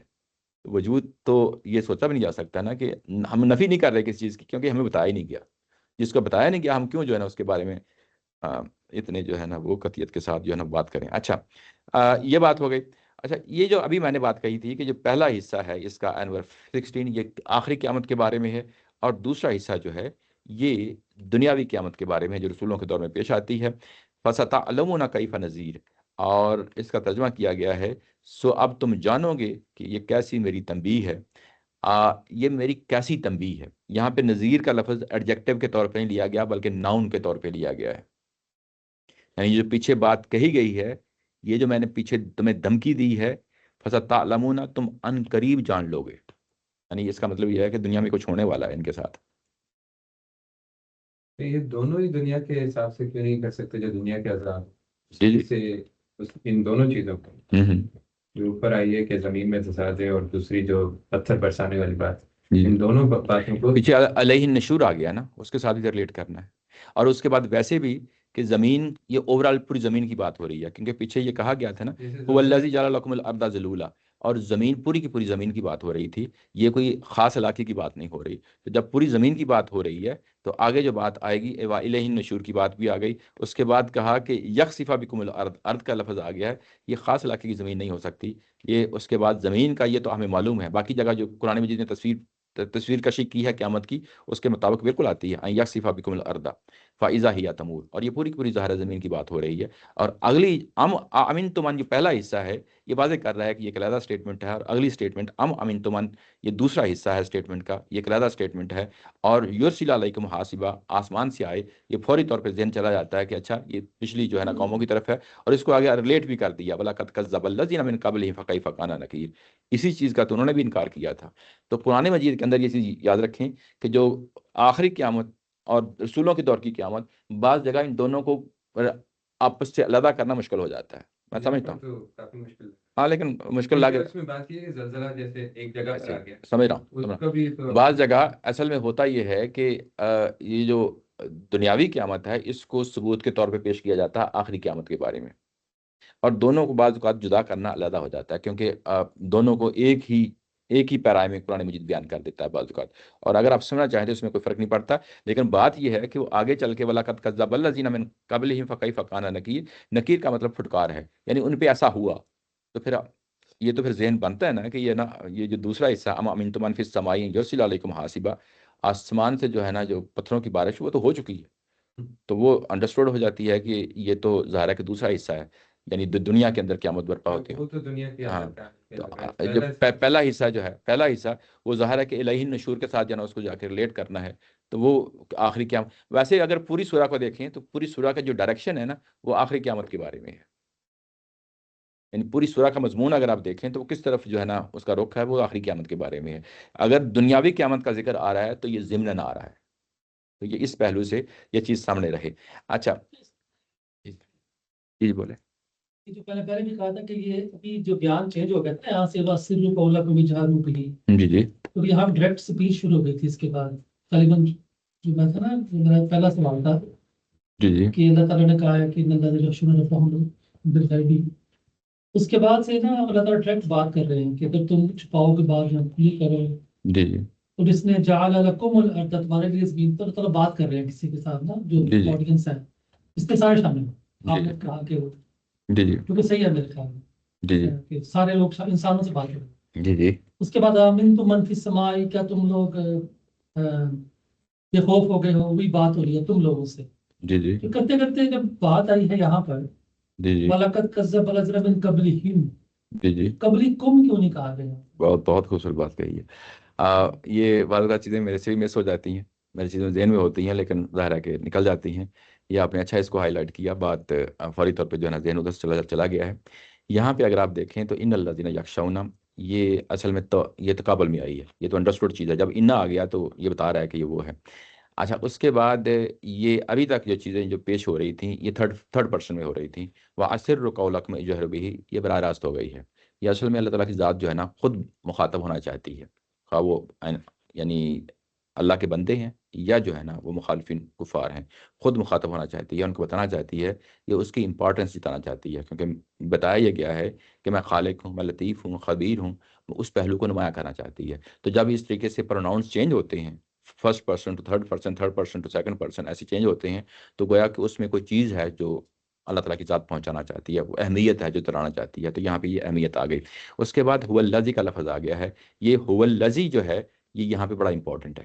هو الذی، طارق صاحب نے اس کو ہائی لائٹ کیا، میں آپ کو بتا دیتا ہوں، یہ بڑا امپورٹنٹ ہے۔ اچھا یہ اصل میں یہ وہی لفظ ہے جو پیچھے آ گیا تھا نا، میں نے شروع میں کہا تھا تبارک الذی، تبارک الذی، یہاں پہ اگلی آیت میں پڑھیں اللہ جی تو وہاں پہ پھر تبارک کا لفظ لگا دیں، اگلی آیت پڑھیں گے تو پھر تبارک کا لفظ لگا دیں، اس کے بعد آیت نمبر 3 میں پڑھیں تو پھر جو ہے نا اللہ جی خلق سبع سماوات، وہاں پہ پھر تبارک کا لفظ لگا دیں، ٹھیک ہے نا؟ تو یہ آٹومیٹکلی چیز آ جاتی ہے۔ اب یہ کئی ایک آیات کے بعد جب پھر سے جو ہے نا زمین کا ذکر آتا ہے تو وہاں پہ ہوا سے سٹارٹ کیا جاتا ہے۔ اس کا مطلب یہ ہے کہ اب اللہ تعالیٰ کی ذات کہنا یہ چاہ رہی ہے کہ جو تم شروع میں مضمون پڑھ آئے ہو نا تبارک اللہ جی، ہوا اس کو ریپلیس کر رہا ہے، یہ وہی ذات ہے جس کا ذکر آیت نمبر 1 2 اور 3 میں آیا تھا، یہ اور نہیں ہے۔ تو ہوا کا لفظ لا کے کیونکہ درمیان میں گیپ آ گیا ہے تو اس کو پھر بیسیکلی وہاں جا کر ریلیٹ کیا ہے۔ تو وہاں پہ جب ہم وہاں اوپر جاتے ہیں، جب اوپر جاتے ہیں تو درمیان میں ایک بریک آتی ہے، اس بریک کو ہوا کے لفظ کے ساتھ جو ہے نا، کیونکہ مضمون اوپر آ رہا ہے نا، تو جو اوپر مضمون کی جو ضمائر ہوں گے، جو پروناؤنز ہوں گے، وہی استعمال یہاں پہ ہوں گے۔ طارق صاحب سمجھ رہے ہیں نا؟ جی جی وہ بالکل ایسے ہاں ایسے جو یہ اوپر یہاں پر بھی آیا تھا لیبلوکم، یہ ایسے ہی ہے، بات تھرڈ پوری پرسن انسانوں سے ہوئی تھی ایسے ہی ہے۔ اور آگے جوڑ دی گئی، پھر وہ سے وہاں تک تو میں جڑ گیا تھا۔ اچھا میرا اچھا سوال وہاں پہ یہ میں آگے آ رہا آگے آ رہا ہوں۔ اچھا اس کے بعد کیونکہ پیچھے بات براہ راست خطاب کر کے کہی تھی اور یہاں پہ پھر براہ راست خطاب کر کے کہی ہے انتم من فی السماء یکسف بکم، یہاں پہ پھر جو ہے نا ڈائریکٹ جو ہے نا دھمکی دی جا رہی ہے، ڈائریکٹ دی جا رہی ہے، سامنے مخاطبین ہیں ان کو دھمکی دی جا رہی ہے کہ دیکھو تم کیوں جو ہے نا اس چیز سے بے خوف ہو گئے ہو، یہ قیامت برپا ہونی ہے، کل کو بڑی قیامت برپا ہونی ہے، اور اس کے ساتھ ساتھ یہ بھی دیکھو میں دنیا کے اندر بھی قیامت برپا کرتا ہوتا ہوں، انتم من فی السماء یرسل علیکم حاسبا، تم اس سے بھی کیوں بے خوف ہو گئے ہو؟ جب ہو بلاقت کذب الذین من قبلہم، اور جب یہاں پہ آیا تو اب رخ بدل کے بات کہی جا رہی ہے، اب کن کی طرف رخ بدل گیا ہے؟ یہ اب پیغمبر کی طرف رخ بدل گیا ہے اور صحابہ کرام کی طرف رخ بدل گیا ہے، اور یہ نہیں مانتے تو نہ مانے، وَلَقَدْ كَذَّبَ الَّذِينَ مِن قَبْلِهِمْ فَكَيْفَ كَانَ نَكِيرِ، اور ان کو بتا دو، اب پیغمبر بتائیں گے، ٹھیک ہے نا؟ تو یہ بیسیکلی یہ کتنا خوبصورت پہلو ہے، اور اس کو جو ہے نا آنا چاہیے تھا لیکن ظاہر ہے کہ میرے ذہن سے نکل گیا، طاہر صاحب نے اس کو پکڑ لیا۔ آپ کہہ رہے ہیں یہ پیغمبر کی طرف کس کا ہے؟ جی ایسے ہی ہے، ایسے ہی جو ان سے پہلے گزرا انہوں نے بھی یہ اس طرح۔ کیسے، یہ بڑا مشکل ہوتا ہے میرے لیے بھی، جی جی یہ آپ کیسے فیصلہ کرتے ہیں جو پروناؤن، یہ جو مخاطب بدل جاتا ہے، اس میں کیا کیا چیزیں ہوتی ہیں، جو کیا مقصد ہوتا ہے اللہ تعالیٰ؟ اچھا یہ جو آیت نمبر 16 اور 17 ہے، جب یہ بیان کی گئی بات براہ راست مخاطبین کو کہی جا رہی ہے، مخاطبین میں کون ہو سکتے ہیں؟ پیغمبر ہو سکتے ہیں، صحابہ ہو سکتے ہیں، مخالفین ہو سکتے ہیں، تو یہاں جو ٹون ہے، جو کنٹینٹ ہے، اس کے اندر جو چیزیں موجود ہیں وہ بتا رہی ہیں کہ یہ اصل میں رسول کے مخالفین کو دھمکی دی جا رہی ہے، مضمون اصل میں انہی کا ہے، شروع سے لے کے پڑھتے آئیں تو مضمون اصل میں انہی کا ہے. یہ مشرکین مکہ کے جو سردار ہیں ان کو مخاطب کیا جا رہا ہے. یہ ابھی پبلک کو جو ہے نا دعوت نہیں دی جا رہی. یہ اگلی سورہ میں پتہ چل جائے گا. یہ جو سورہ ملک ہے اور اس کے بعد والی سورہ ہے، بلکہ آگے 6 صورتیں جو ہیں یہ ابھی پبلک کو دعوت نہیں دی جا رہی. ابھی صرف اور صرف جو مشرکین عرب کے سردار ہیں، خاص طور پہ مکہ کے عربوں، مکہ کے لوگ، جو مشرکین مکہ کے سردار ہیں، ان کو دعوت دی جا رہی ہے. اور جب ان کو دعوت دی جا رہی ہے تو ان کو خطاب کر کے کہا جا رہا ہے آیت نمبر 16 اور 17 میں براہ راست خطاب کر کے وَلَقَدْ كَذَّبَ الَّذِينَ. اب یہ تھرڈ پرسن ہو گیا ہے. اب یہ مطلب یہ ہے کہ اب ان سے منہ موڑ لیا گیا ہے. تھرڈ پرسن میں جب آئے ہیں تو منہ موڑ لیا گیا ہے. منہ موڑ کے اب کس کو خطاب ہو سکتا ہے پاسبلی؟ ہمارے سامنے تو 2 ہی فریق ہے نا، پیغمبر اور پیغمبر کے ساتھی ہیں، اور دوسری طرف کون سے ہیں؟ مشرکین مکہ کے سردار ہیں. تو ابھی تک جو بات ہو رہی تھی مشرکین مکہ کے سرداروں کے ساتھ بات ہو رہی تھی. اب ان سے رخ بدلا جائے گا تو کس کی طرف بات کہی جائے گی؟ پیغمبر اور پیغمبر کے ساتھی ہیں. یہ انڈرسٹوڈ چیز ہے. یہ کنٹیکسٹ سے پتہ چل جاتا ہے کہ یہ بات کن کو کہی جا رہی ہے. بات واضح ہو گئی نا؟ یہ بات ہے یہاں پہ کہی جا رہی ہے. اچھا، یہ جو میری کیسی تھی میری پھٹکار، یہ مطلب یہ ہے کہ میری سزا کیسی تھی. اس کا زور ذرا محسوس کرو. یہ میری سزا کیسی تھی، میری سزا کیسی تھی. اچھا، اس کو آیت نمبر 18 جو ہے اگر آپ دیکھیں تو یہ پیچھے 11 نمبر ہے وَقَالُوا لَوْ كُنَّا نَسْمَعُ وَنَعْقِلُ مَا كُنَّا فِي أَصْحَابِ السَّعِيرِ فَاعْتَرَفُوا بِذَنبِهِمْ فَسُحْقًا لِلسَّعِيرِ. یہ ان کا اعتراف ہے جو قیامت والے دن اس چیز کو مانیں گے. ابھی اس کو آیت نمبر 18 کے ساتھ جو ہے نا اگر آپ دیکھیں تو یہاں پہ نکیر کا لفظ استعمال ہوا ہے. وہاں پہ اگر آپ دیکھیں تو فَسُحْقًا کا لفظ استعمال ہوا ہے. فَسُحْقًا کا مطلب کیا ہے؟ یعنی وہاں پہ بھی لعنت ہے. سوہ کا مطلب لعنت ہی ہوتا ہے، پھٹکاری ہوتا ہے. اور یہاں پہ بھی اگر آپ دیکھیں تو یہاں پہ بھی لعنت ہے. یہ دوسری دفعہ لفظ استعمال ہوا ہے. وہاں پہ لفظ استعمال ہوا تھا آخری قیامت کے حوالے سے. قیامت برپا ہو گئی ہے، اس کا انکار کر کے آئے ہیں، اور انکار کر کے آئے ہیں تو اب جو ہے نا انہوں نے مان لیا ہے، اعتراف کر لیا ہے، تو اللہ تعالیٰ کی ذات نے ان پہ لعنت کی ہے، اپنی رحمت سے دوری کی ہے. اور جب آپ آیت نمبر 18 میں آئے ہیں تو یہاں پہ دنیاوی قیامت ہے، اور دنیاوی قیامت پہ جو کچھ سامنے آتا ہے اس پہ بھی اللہ تعالیٰ کی لعنت کا اظہار ہو رہا ہے. کیف کان نکیر. ٹھیک ہے نا؟ تو اس طریقے سے مضامین کے اندر جو ہے نا بعض اوقات لفظ بدل کے آتے ہیں. وہ کیسے آتے ہیں، آپس میں ریلیٹ ہوتے ہیں. یہ بھی ایک قرآن مجید کی خوبصورتی ہے. یہ اس پہ بھی انسان کے جو ہے نا ذہن رہنا چاہیے کہ اچھا یہ پیچھے جو بات کہی تھی وہ کس لفظوں میں، کس پیرائے میں کی تھی. آگے جب بات کر رہا ہے قرآن مجید تو اس کو کس اینگل سے کر رہا ہے. تو وہاں پہ سحقلی کا لفظ آیا تھا، یہاں پہ نکیر کا آ گیا. تو یہ معنی ایک ہی ہے دونوں کا، لیکن دونوں کا کنٹیکسٹ آپ دیکھ لیں تو کتنی خوبصورتی کے ساتھ سمجھ میں آ جاتا ہے. وہاں پہ بھی اصل میں اللہ کی رحمت جو ہے آخری قیامت میں اس کے لیے سحقلی کا لفظ، سح کا لفظ لایا گیا، اور یہاں پہ نکیر کا لفظ لایا گیا ہے. اور وہاں پہ بھی تکذیب تھی. اگر آپ وہاں پہ 18 نمبر میں دیکھیں تو وہاں پہ بھی آخری قیامت کی تکذیب تھی. 11 میں بھی دیکھیں تو وہ یہی تھا فَكَذَّبْنَا وَقُلْنَا مَا نَزَّلَ اللَّهُ مِنْ شَيْءٍ. اور یہاں پہ بھی 18 میں بھی دیکھیں تو یہاں پہ یہی وَلَقَدْ كَذَّبَ الَّذِينَ مِنْ قَبْلِهِمْ فَكَيْفَ كَانَ نَكِيرِ. یہاں پہ بھی تکذیب ہے. دنیاوی قیامت کی جو تکذیب جو رسول کے مخاطبین کر دیتے ہیں، یعنی اس کو حقیقت نہیں مانتے، اور وہ تعصب کی صورت میں یا کچھ بھی کہہ لیں اس کو، غرور اور تکبر کی صورت میں، تو جب وہ واقعہ پیش ہو جاتا ہے تو اصل میں وہاں پہ بھی وہی تکذیب، اس کا بھی اتنا ہی ویٹ ہے جتنا آخری قیامت کی تکذیب کا ویٹ ہے. تو دونوں کو بیسیکلی لا کے آیت نمبر 18 اور 11 جو ہے نا کس خوبصورتی کے ساتھ ایک ہی جگہ پہ کھڑے ہو کے بات کر رہی ہیں. اچھا، اس کے بعد یہ کہا گیا ہے کہ یہ جو تمہیں باتیں سمجھائی جا رہی ہیں، میں نے دلائل دی ہیں نا آسمان کے، میں نے دلائل دی ہیں زمین کے، آسمان اور زمین کا دلائل دے لیے ہیں. اب میں تمہیں ایک اور دلیل دیتا ہوں جو ان دونوں کے درمیان کی ہے، فضا کی ہے. دلائل کون سے ہیں؟ دلائل آفاقی دیے جا رہے ہیں، لیکن پہلے کس کی دلیل دی ہے؟ آسمان کی، پھر اس کے بعد زمین کی. اب آئے میں آپ کو جو ہے نا ان کے درمیان کی دیتا ہوں. اولم یروا الی الطیر فوقہم، کہ انہوں نے جو ہے نا پرندوں کی طرف نہیں دیکھا، جو فضا میں پرندے اڑ رہے ہوتے ہیں ان کی طرف نہیں دیکھا. فوقہم صافات جو لفظ ہے یہ صف ہوتی ہے نا، جس کو ہم نماز میں صف کہتے ہیں، یہ اسی سے صافتن یا صافن، جو قطار بناتا ہے اس کو صافن کہتے ہیں. صافتن مؤنث اس کا ہوتا ہے، تو یہ مؤنث کی جمع ہے صافات. یہ پرندوں کے لیے لایا گیا ہے. وہ قطاروں میں، یا جو بیسیکلی جو لفظ صافہ کا جو لفظ ہوتا ہے یہ قطاروں میں کھڑے ہونے والوں کو بھی کہتے ہیں. اور جو پرندہ جو ہے نا فضا میں اپنے پر پھیلا دیتا ہے نا، بعض پرندے آپ دیکھتے ہوں گے فضا میں ایک جگہ ساکن ہو جاتا ہے بالکل، اور اس کے بعد اسٹیشنری حالت میں جو ہے نا اپنے پر کو جو ہے نا کھول دیتا ہے، ایسے محسوس ہوتا ہے کہ وہ بھی ساکن ہو گیا پر بھی.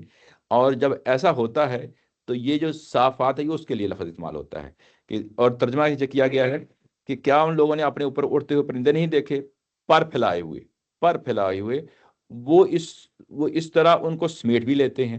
اس کے بعد وہ یک بدن کا لفظ آ گیا. یک بدن کا مطلب ہوتا ہے صافات کا مطلب پر پھیلانا، اور یک بدن کا مطلب پروں کو سمیٹ لینا. تو یہ پرندے دونوں کام کر رہے ہوتے ہیں، یعنی پر پھیلا بھی لیتے ہیں اور اس کے بعد ان کو جو ہے نا بند بھی کر لیتے ہیں. ما یمسکہن الا الرحمن، اس کو صرف رحمان کی ذات ہے جو وہاں پہ اس کو تھامے ہوئے ہوتی ہے. یمسکہن پکڑے ہوئے ہوتی ہے، تھامے ہوئے ہوتی ہے. مطلب یہ ہے کہ جس طرح پیچھے کہا نا کہ میں دلوں کے حالات جانتا ہوں، کائنات میری پوری گرفت میں ہے، میرے ٹھہرانے سے جو ہے نا ٹھہری ہوئی ہے. میں یہاں کائنات کی ایگزامپل نہیں دی، پرندے کی ایگزامپل دی ہے، پرندوں کی ایگزامپل دی ہے. اب آپ اس کو جنرلائز کریں، کیونکہ ما یمسکہن الا الرحمن انہ بکل شیء بصیر، میں کائنات میں میری بصیرت، یعنی یہ کہ میری دیکھنا اور دیکھنے کے بعد کیسا انتظام کرنا ہے، یہ پورا کا پورا میری گرفت میں ہے، میری قدرت میں ہے. یہاں پہ بصیر کا لفظ آ گیا، پھر اللہ تعالیٰ کی ذات کی جو ہے نا ایک صفت کا جو ہے نا پہلو سامنے نظر آ گیا ہے. یمسکہن، قدرت کا پہلو سامنے آ گیا ہے کہ میرے، اور اس کے بعد رحمان کا لفظ آ گیا ہے. تو یہ رحمان کا لفظ کا مطلب کیا ہوتا ہے؟ ایک رحیم ہوتا ہے، ایک رحمان ہوتا ہے. بات کا یہ دونوں مل کے آتے ہیں، بسم اللہ الرحمن الرحیم، دونوں کو لفظ جو ہے نا یہاں پہ آ گئے ہیں. تو جب دونوں مل کے آتے ہیں تو پھر ہم فرق کرتے ہیں، ادروائز ان کا میننگ ایک ہی ہوتا ہے. تو جب دونوں مل کے آتے ہیں تو ہم یہ کہتے ہیں کہ رحمان کا مطلب ہوتا ہے کہ اللہ کی رحمت جو ہے نا وہ ابڑ رہی ہے، ابڑ رہی ہے، جیسا چشمہ نہیں ابڑ رہا ہوتا، ابڑ رہی ہے. اور رحیم کا مطلب اس میں یعنی ایک مداومت ہے، یعنی کنٹینیوٹی ہے. رحیم کا مطلب یعنی رحمت اب مستقل بنیادوں پہ چل رہی ہے. تو مطلب یہ ہے کہ یہ صرف نہ صرف جو ہے نا وہ یعنی ابھر رہی ہے، بلکہ جو ہے نا وہ اس کے اندر ایک کنٹینیوٹی پائی جاتی ہے، رحمان اور رحیم دونوں مل کے. لیکن رحمان اکیلا آ گیا ہے تو اس کا مطلب یہ ہے کہ یہ ہر وقت ہی جو ہے نا ابھر رہی ہے اور اس کے اندر مداومت بھی پائی جاتی ہے. تو یہ اصل میں ہر وقت کا پہلو ہے الی الرحمان، اور رحمان کا لفظ بھی اس سورہ کے اندر بار بار آیا ہے، اور یہ رحمت کا پہلو ہے. اس نے اس کائنات کو تھاما ہوا ہے تو اس کی رحمت ہے. تو یہ پیچھے کہا نا کہ تم ڈرتے کیوں نہیں ہو کہ زمین یعنی آسمان جو ہے نا تمہارے اوپر گر جائے، یا زمین جو ہے نا وہ زلزلہ آ جائے. تو یہ اس کا رحمت کا پہلو ہے کہ اس نے ان تمام چیزوں کو تھاما ہوا ہے. وہ ان کو سمیٹ بھی سکتا ہے، جیسا یہاں پرندوں کو کہا نا کہ سمیٹ بھی سکتا ہے. تو یہ اصل میں اولم یرو الی الطیر کی جو مثال لائی گئی ہے فضا کی صورت میں، یہ پچھلے کنٹیکسٹ میں لائی گئی ہے، یہ آن اٹس آن نہیں لائی گئی. یہ on it's on by it self جو ہے نا اگر آپ دیکھیں تو هو الذی جعل لکم الارض ذلولا، یہ انڈیپینڈنٹ سٹیٹمنٹ تھی. یہ اس کا پیچھے اور آگے جو ہے نا کنٹیکسٹ اگر آپ دیکھیں تو قابل ہی بنتا ہے نا آسمان کے مقابلے میں. جبکہ یہ جو سٹیٹمنٹ لائی گئی ہے فضا کی، اولم یرو الی الطیر فوقہم صافات و یقبضن، یہ جو لائی گئی اسٹیٹمنٹ یہ اصل میں انڈیپینڈنٹ اسٹیٹمنٹ نہیں لائی گئی. یہ اصل میں اسٹیٹمنٹ لائی گئی ہے پیچھے جو بات کہی گئی نا پچھلے پیراگراف میں، اسی کے تسلسل میں لائی گئی ہے. مطلب یہ ہے کہ میں نے اگر یہ آسمان کو تمہارے اوپر گرنے سے روکا ہے، یا زمین کو جو ہے نا زلزلے سے روکا ہے، تو وہ کیوں روکا ہے؟ میں رحمان ہوں. بالکل اس ایگزامپل تو میں مثال دی تھی کہ ہم ٹکے ہوئے ہیں جی جی اٹھنے کی وجہ سے، جی جی ہوا میں کون پکڑے ہوئے ہیں؟ تو انہوں نے کہا میں نہیں پکڑا ہوا. تو ہوا میں اوپر کون سا ہے؟ فضا میں تو اوپر چھاتی جو ہے، نہیں وہ آسمان ہے. یہ اصل آسمان کے ساتھ کمپیئر کر لینا اس کو جا کے. یہ چھوٹی سی ایگزامپل دی ہے، لیکن اصل میں اس کو ایگزامپل دینے کے بعد جو پیچھے کہا تھا نا کہ ام انتم من فی السماء یخسف بکم الارض فاذا هی تمور ام انتم من فی السماء یرسل علیکم حاصبا، اوپر سے آئے گا نا، حاصبہ کا طوفان تو اوپر سے آئے گا نا، ٹھیک ہے نا. تو یہاں اس سے ایگزامپل یہ دیا ہے کہ آسمان جو اوپر ٹکا ہوا ہے، جو پیچھے ایگزامپل دی تھی بالکل سٹارٹ میں کہ اس کے اندر ستارے ہیں، اس کے اندر ہیونلی باڈیز ہیں، یہ سب کچھ ہے، تو وہ گرتے نہیں کیوں؟ تمہارے اوپر کیوں نہیں گرتے؟ اگر تمہیں سیکیورٹی ملی ہوئی ہے تو وہ اس لیے ملی ہوئی ہے کہ میں رحمان ہوں، میں نے اس کو روکا ہوا ہے. یہ پرندوں کے لیے ہے، لیکن ایگزامپل سے اس کو ہم جنرلائز کر دیتے ہیں، بات کو آگے پھیلا دیتے ہیں کہ بات، کیونکہ یہ بات کہی گئی ہے پچھلے آیت نمبر 16 اور 17 کے حوالے سے بات کہی گئی ہے. یہ انڈیپینڈنٹ سٹیٹمنٹ نہیں آئی. یعنی اس کو اگر بار بار غور کر کے پڑھیں تو یہ اصل میں یہ اولم یرو الی الطیر ہے، یہ اولم کا لفظ جو ہے یہ خود بتا رہا ہے کہ یہ سوچتے کیوں نہیں ہوں. یعنی یہ اوپر بات کہی گئی ہے، اسی کے تسلسل میں اسی کو اتھینٹیکیٹ کرنے کے لیے یہ اسٹیٹمنٹ لائی جا رہی ہے کہ تمہاری جو بات ابھی کہی ہے اس کے بارے میں یہ غور و فکر کیوں نہیں کرتے کہ پرندے جو ہے نا وہ اپنے پر پھیلا لیتے ہیں اور اس کو سمیٹ لیتے ہیں. یہ کون کرتا ہے پرندے کے لیے؟ میں ہی کرتا ہوں. رحمان ہی کرتا ہے نا، رحمان ہی کرتا ہے. تو زمین جو زلزلہ آنا ہے یا آسمان سے پتھروں کی جو بارش ہونی ہے، اس کو اگر تھاما ہوا ہے تو میں نہیں تھاما ہوا ہے.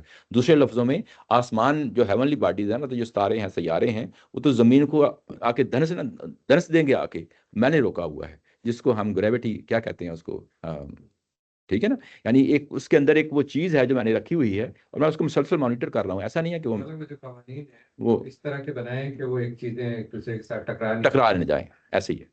میں اس پر دیکھ رہا تھا جس طرح کہ وہاں پہ تھا نا انسان کو ایک فزیکل آبجیکٹ دیا زمین جی جی کہ وہ اس پہ ٹھہرا ہو جی جی جب تک اللہ کی مرضی ہے. جی جی تو یہاں اللہ نے کہا ہے کہ میں ہوا میں پرندے ہیں، اب وہ کہاں پر ہے؟ تو انسان کہتا ہے وہ تو معلق ہوا ہے. میں معلق ہے. جی جی اللہ تعالیٰ کہہ رہے ہیں فکر نہ کرو، میں نے ان کو وہاں بٹھانا.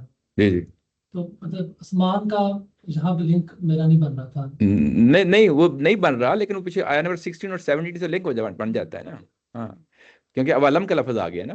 اچھا، اس کے بعد انہ بکل شیء بصیر، یہاں پہ پھر جو ہے نا اللہ نے اپنی صفات کو جو ہے نا یہاں سامنے لا کے جو ہے نا رکھ دیا ہے. اچھا، اس کے بعد یہ اگلی آیت پڑھ لیتے ہیں. امن ھذا الذی ھوا جند لکم ینصرکم من دون الرحمن.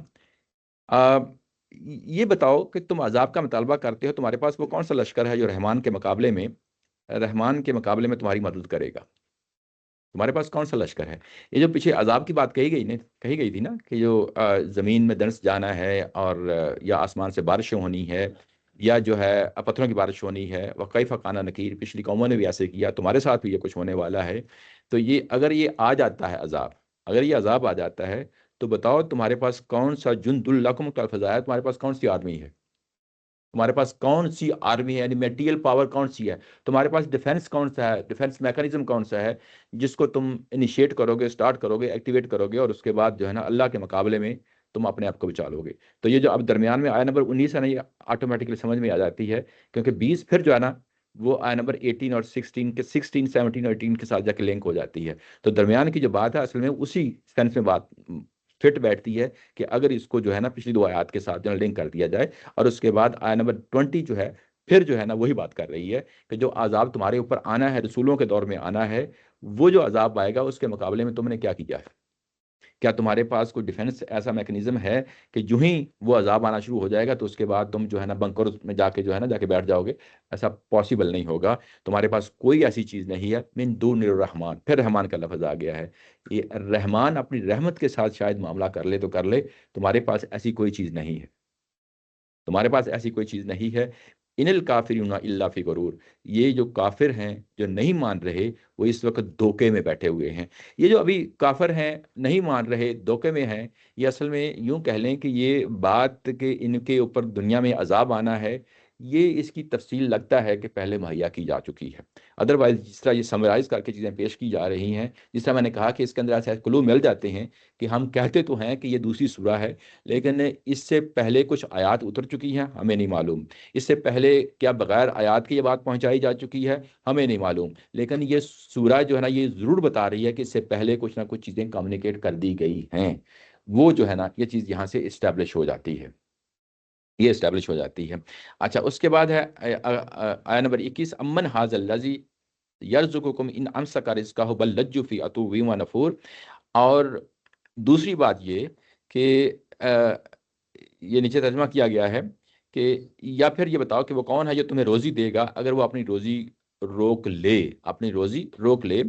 بل لجو، بلکہ یہ جو لوگ ہیں یہ سرکشی اور حق بیزاری میں ڈٹے ہوئے ہیں.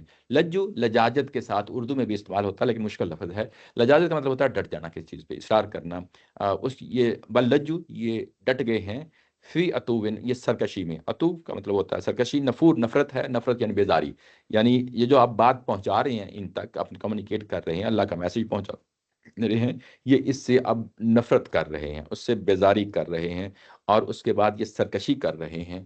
یعنی اب یہ سرداروں کے بارے میں بات کہی جا رہی ہے. اگلی سورہ میں جا کے بالکل اسٹیبلش ہو جاتا ہے یہ سرداروں ہی کی بات کہی جا رہی ہے کہ یہ سرکشی میں اور یہ نفرت میں. اس کا مطلب یہ ہے کہ یہ اگر دوسری سورہ ہے تو اس سے پہلے میٹیریل ہوگا تو پھر جو ہے نا بات یہاں تک پہنچی ہوگی نا، ادروائز تو بات نہیں پہنچی. یہ ایک بڑا فیکٹر ہے. تو یہ مٹیریل ہمیں قرآن میں اور کہیں نہیں ہم کہہ سکتے کہ یہ وہ مٹیریل ہے جو پہلے آیا وہ. جی وہ کسی، یہ تو ہم اسیوم کر رہے ہیں نا اور وہ ہم پن پوائنٹ نہیں کر سکتے کہ اس سے پہلے یہ والی آیا اتری ہے. یہ اصل میں ہمارے سامنے کسی اسکالر نے یہ کوئی ہمیں بتائے نہیں پاسبل. یعنی کوئی بھی انویسٹیگیٹ کرے، کوئی بھی ریسرچ کرے، تو یہ ابھی تک جو ہے نا ظاہر ہے کہ جو بچ ہمارے پاس میٹیریل ہے روایت ہی ہوں گی نا، یا قرآن مجید خود ہوگا، تو ایسا کلو کوئی نظر نہیں آیا جس کی بیس پہ کہیں کہ یہ آیات پہلے اتر چکی ہیں. تو یہ پورا امکان ہے کہ یہ جو آیات اتری ہیں وہ کہاں پہ ہیں ہم نہیں کہہ سکتے پورا، کیونکہ یہاں پہ الفاظ جو ہے نا یہ شو کر رہے ہیں کہ اس سے پہلے کچھ نہ کچھ چیزیں کمیونیکیٹ کی جا چکی ہیں. اور ان آیات کا زمانہ نزول ارلی مکن پیریڈ ہے، یہ بھی سب یہ ایسے ہی ہے، یہ تو سب مانتے ہیں. اس کی وجہ یہ ہے کہ یہ بطور سورہ، پوری سورہ کے، یہ سورہ فاتحہ کے بعد دوسری سورہ ہے. سورہ تو بہت بعد میں نہیں کمپائل ہوئی کہ بھئی اب یہ ایک صورت ہے، نہ یہ نہ دوسری صورت نہ ہے، نہیں اسی زمانے میں نہیں، وہ آپ جو بات کر رہے ہیں وہ اپنی جگہ درست ہے، وہ ٹھیک ہے اپنی جگہ. لیکن پوری سورہ کو جب کہیں گے نا کہ سٹارٹ سے اینڈ جو ہے نا اپنے مضمون کے لحاظ سے یہ کس دور کی ہے، تو ہم یہ کہیں گے کہ یہ سورہ فاتحہ کے بعد کی ہے. آپ سمجھ رہے ہیں نا؟ ویسے ہی تو مجموعی، اور ہو سکتا ہے کہ وہ آگے پیچھے وہ اس کا پورا امکان ہے جو آپ بات کر رہے ہیں. لیکن بحثی تو مجموعی جو پلیسمنٹ کے حوالے سے جو سامنے آتی ہے وہ یہی ہے، سورہ فاتحہ کے بعد یہ دوسری سورہ ہے. اچھا، یہاں پہ تم نے کیا کیا ہے کہ جو عذاب آنا ہے تمہارے رسولوں کے دور میں، جو عذاب آنا ہے اس کے مقابلے میں تم نے کون سا ڈیفنس جو ہے نا اپنا اسٹیبلش کر لیا ہے. پہلا حصہ جو آیا نمبر 20 ہے، یہ میٹیریل چیز کو سامنے لاتا ہے. یعنی ایک میٹیریل چیز ہے، یہ جو فوج کا اکٹھا ہونا، افراد کا اکٹھا ہونا، یہ ایک میٹیریل چیز ہے. میری بات سمجھ رہے ہیں نا؟ میٹیریل چیز ہے. جبکہ جو دوسرا پہلو ہے کہ میں تمہارا رزق روک لوں، یہ میٹیریل نہیں ہے. مطلب یہ ہے کہ جو آپ کے پاس میٹیریل موجود ہے اس سے آگے بڑھ کے چیز ہے. وہ کب پیدا ہوتی ہے؟ وہ تب پیدا ہوتی ہے کہ جب آپ نے اسباب اور ذرائع آپ نے دیکھ لیے اور اب آپ بے اختیار ہو گئے ہیں، تو اب آپ دعا کرتے ہیں. عمومی طور پہ یہی ہوتا ہے نا، آپ بیمار ہوتے ہیں تو آپ کیا کرتے ہیں؟ پہلا سٹیپ یہ ہے کہ آپ دوائی کا انتظام کرتے ہیں اور ساتھ دعا بھی کرتے ہیں، اس میں کوئی شک نہیں ہے، دعا بھی کرتے ہیں. دعا کس لیے کی جاتی ہے؟ دعا اس لیے کی جاتی ہے کہ میں نے اپنے اسباب سارے جو تھے میرے پاس موجود تھے، میں نے آزما لیے، اب ان سے جو ہے نا کچھ ہو نہیں سکا، اب میں معاملہ اللہ کی ذات پہ پھینکتا ہوں. تو یہ مشرکین کس پہ پھینکتے تھے؟ یہ بتوں پہ پھینکتے تھے، ایسے ہی ہے نا. تو ہم اللہ پہ پھینکتے ہیں. تو یعنی پھینکنے سے مطلب یہ نہیں کہ پھینکنا وہ پھینکنا، مطلب یہ ہے کہ ہم اس پہ رلائی کرتے ہیں، توکل کرتے ہیں، ٹرسٹ کرتے ہیں کہ اللہ تعالیٰ کی ذات جو ہے ہماری بات سنیں گی. تو یہ جو دوسرا پہلو ہے 21 نمبر آیا کا، یہ اصل میں یہ دوسرا پہلو ہے کہ اگر میں روک لوں تمہارے رزق کو، یہاں رزق سے مراد بارش ہے.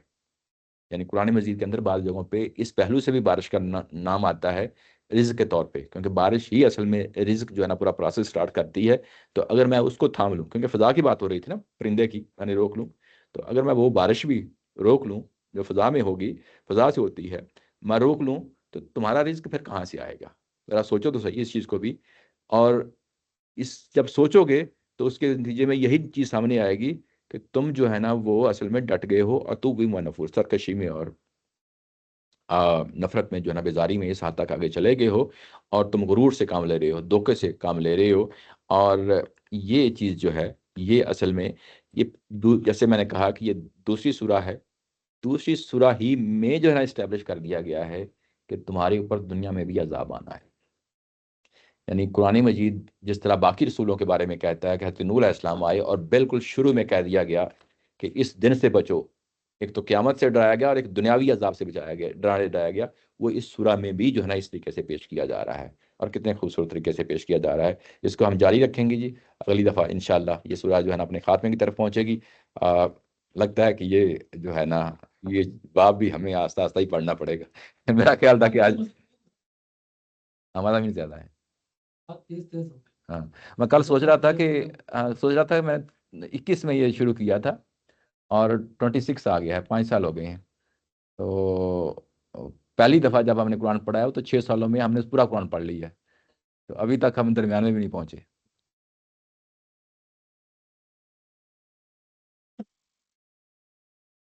ہاں خان صاحب، تو اب اس کی سپیڈ سے بھی ایسے لگ رہا ہے کہ اب آہستہ آہستہ. ہاں ہاں ہاں، ابو صاحب آپ بہت تیز جاتے ہیں. اب بھی ڈیٹیل زیادہ پریپیئر کر کے آتے ہیں. شاید آپ پہلے میں بھی سرسری پڑھتا تھا. کنٹینٹ زیادہ ہوتا ہے. یہ جو ابھی ہم پڑھ رہے ہیں جی جی اس میں تو یہ جو پہلی آیا ہے یہی اصل میں ایسا لگتا ہے کہ پرائم اسٹیٹمنٹ یہی ایسے ہی درست کہ ہے، اللہ تعالیٰ کے سامنے آپ نے حاضر ہونا ہے اور اچھے اعمال کرنے ہیں۔ ایسے تو ہی، اچھے اعمال ہی مین جملہ ہے جی ایسے ہی، اس پورے قرآن شریف میں۔ ایسے ہی، اچھا، پھر اس کے بعد میں دلائل جاتے ہیں کہ اللہ تعالیٰ ایسے ہی، مسلسل دیکھ رہا ہے، علیم بذات الصدور ہے، وہ شیء قدیر ہے، جی جی تو باقی سارے دلائل ہیں اس جملے کو سمجھانے کے ایسے لیے ہی، کہ آپ کو اچھے اعمال۔ ایسے یہ جو اچھے اعمال ہے، جی اگر آپ یہ سوچیں کہ یہ بالکل ابتدائی سورہ ہے، جی جی تو وہ کیا چیز ہے جو لوگوں کو اس نے جرنل جملہ بول دیا ہے، جی جی وہ آپ کیسے کلیئر کرتے ہو اپنے مائنڈ میں جو سامنے لوگ بیٹھے ہوئے ہیں اور رسول اللہ صلی اللہ علیہ وسلم یہ جملہ؟ جی جی۔ اصل انسانوں کے ساتھ معاملہ یہ ہے کہ ہم چیزوں کو رسوم کی صورت میں دیکھ لیتے ہیں۔ رسوم کا مطلب ہوتا ہے کہ چیزیں گڑی گڑائی ہیں، بنی بنائی ہیں، ہمارے سامنے آ گئی، ہم نے کچھ رسوم ادا کرنی ہے اور وہ نیک اعمال ہوتے ہیں۔ یہاں سورہ یہ بتا رہی ہے کہ بلکہ اس سے بہت پیچھے آپ کو کھڑا کر رہی ہے۔ یہ بڑا سوچنے کا سامان ہے اس سورہ کے اندر۔ یہاں پہ اصل میں اللہ تعالیٰ کی ذات اور قیامت دونوں کو اسٹیبلش کیا جا رہا ہے، اور یہاں پہ آپ کے ارد گرد بکھری ہوئی نشانیاں ہیں، وہاں سے چیزوں کو مثال کو اٹھا کے اس چیزوں کو اسٹیبلش کیا جا رہا ہے۔ امام امینہ حسن اصلاحی صاحب نے ایک بڑی خوبصورت بات کہی تھی کہ جس طرح ہم چیزوں کو، رسوم کو جو ہے نا تزکیہ کی صورت میں ڈھال کے لاتے ہیں، اس سے بھی تزکیہ حاصل ہوتا ہے، جیسے صدقات ہیں، زکوٰۃ ہیں، نماز ہے، روزہ ہے، یہ رسوم ہے نا، ان سے بھی تزکیہ حاصل ہوتا ہے۔ لیکن اس سے بڑا تزکیہ جو ہے نا وہ آپ کا علم کو پیوریفائی کرنا ہے، اور وہ جو لوگ کام کر لیتے ہیں دوسرا ان کے لیے آسان ہو جاتا ہے۔ اصل یہاں پہ اگر آپ دیکھیں تو تزکیہ کا وہ پہلو ہے اعمال کا جو آپ کا علم کا تزکیہ ہے، اس کو اسٹیبلش کیا جا رہا ہے یہاں۔ یہ پریکٹیکل اعمال نہیں ہے۔ پریکٹیکل عمل، ہاں تو اس کے بعد یہ اللہ تعالیٰ کہتے ہیں کہ دیکھو یہ ہے اچھے ہاں نماز پڑھو، سچ بولو۔ ہاں اس کے بعد تعالیٰ نے یہ کچھ بھی نہیں کہا بلکہ کہا دیکھو میرے پہ یقین رکھو۔ ہاں، میرا بھی تو مطلب ہے کہ سب سے بڑا عمل اچھا سب سے بڑا عمل تو شاید یہی ہے، یہی ہے، سوچ غور و فکر اللہ کرنا۔ کو ماننا کہ اس کے بعد ٹوٹل اس کی بات ہو جائے۔ بھائی یہی چیز جو ہے نا مسلمان اس کو جو ہے نا بائی ڈیفالٹ لے کے کہ یہ تو ہم توحید مان لی، حالانکہ قرآن تو اصل اسی چیز پہ ہے۔ ہاں کوئی نہیں ہو رہی، کوئی شک نہیں، ہاں ہو رہی ہے۔ وہی اصل میں جو فاؤنڈیشنل چیز ہے وہ اسٹیبلش کی جا رہی ہے کہ قیامت اور اللہ کی ذات جو ہے نا وہ اس کو مان لو، اس کے بعد چیزیں آٹومیٹیکلی ہو جائیں گی۔ اچھا،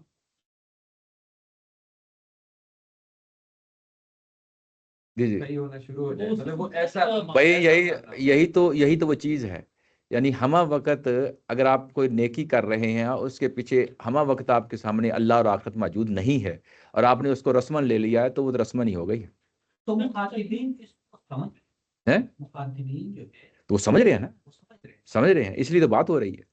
یہی تو وہ چیز ہے جو قرآن مجید کو جو ہے نا سمجھتے ہوئے انسان سر پکڑ کے بیٹھ جاتا ہے کہ بھئی وہ بدوؤں میں اور ان پڑھ لوگوں میں جب یہ بات کر رہا ہے اور اتنی بڑی بات کر رہا ہے یار، کیا 1400 سال بعد بھی جو ہے نا میرے یہاں سے عام مطلب ہم ظاہر ہے کہ آپ ڈفرینٹ دور میں جی رہے ہیں نا، تو ہم جب یہ پڑھتے ہیں تو کیسے اپیل کرتی ہے ہمیں۔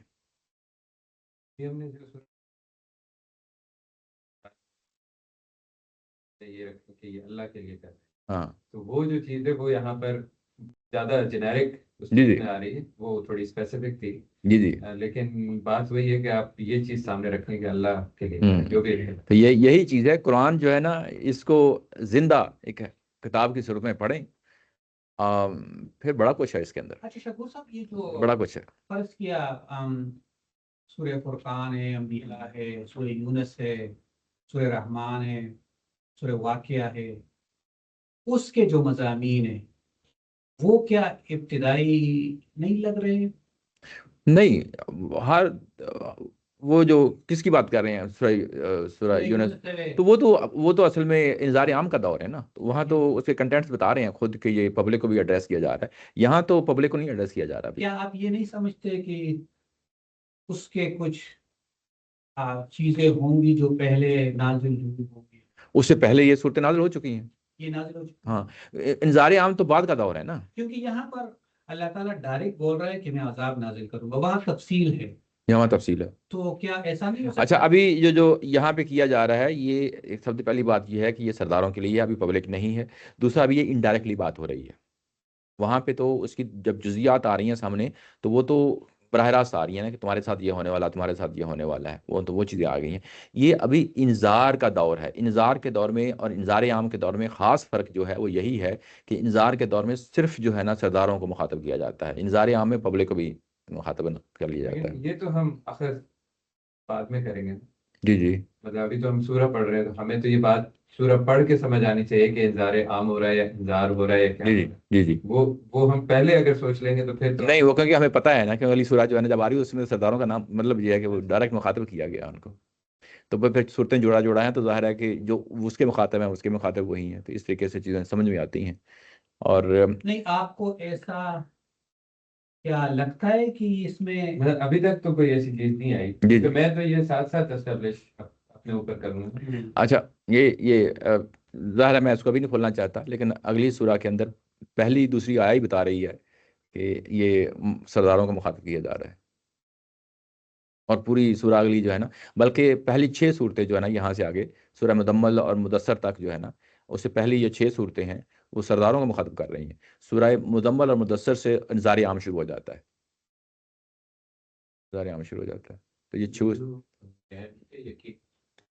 یہ غیب نہیں ہے، غیب کو یقین جو ہے نا یہ اب ذہن سے نکال دیں یعنی بنا دیکھے ہاں. تو یہ میں نے مطلب میری یہ اپنی کوشچن ہے کہ یہ جو ہے نا ایک مسکنسیپشن بھی پیدا کرتی ہے، مطلب بلائنڈ فالوورشپ بھی پیدا کرتی ہے اس کا کانسیپٹ. جی جی میں خاص طور پہ یہ اس سے چیز آٹومیٹیکلی بلائنڈ شپ پیدا ہو جاتی ہے. جب آپ یہ کہتے ہیں کہ غیب پہ ایمان لاؤ تو غیب کا مطلب یہ ہے کہ ہمیں نہیں معلوم کہ کیا چیز ہے کیا نہیں ہے، کس پہ ایمان لانا ہے. وہ تو ایک بلینکٹ سٹیٹمنٹ ہے نا. نہیں پاکستان میں نہیں، یہ تو عربوں میں بھی ہے کہ اس یوز کر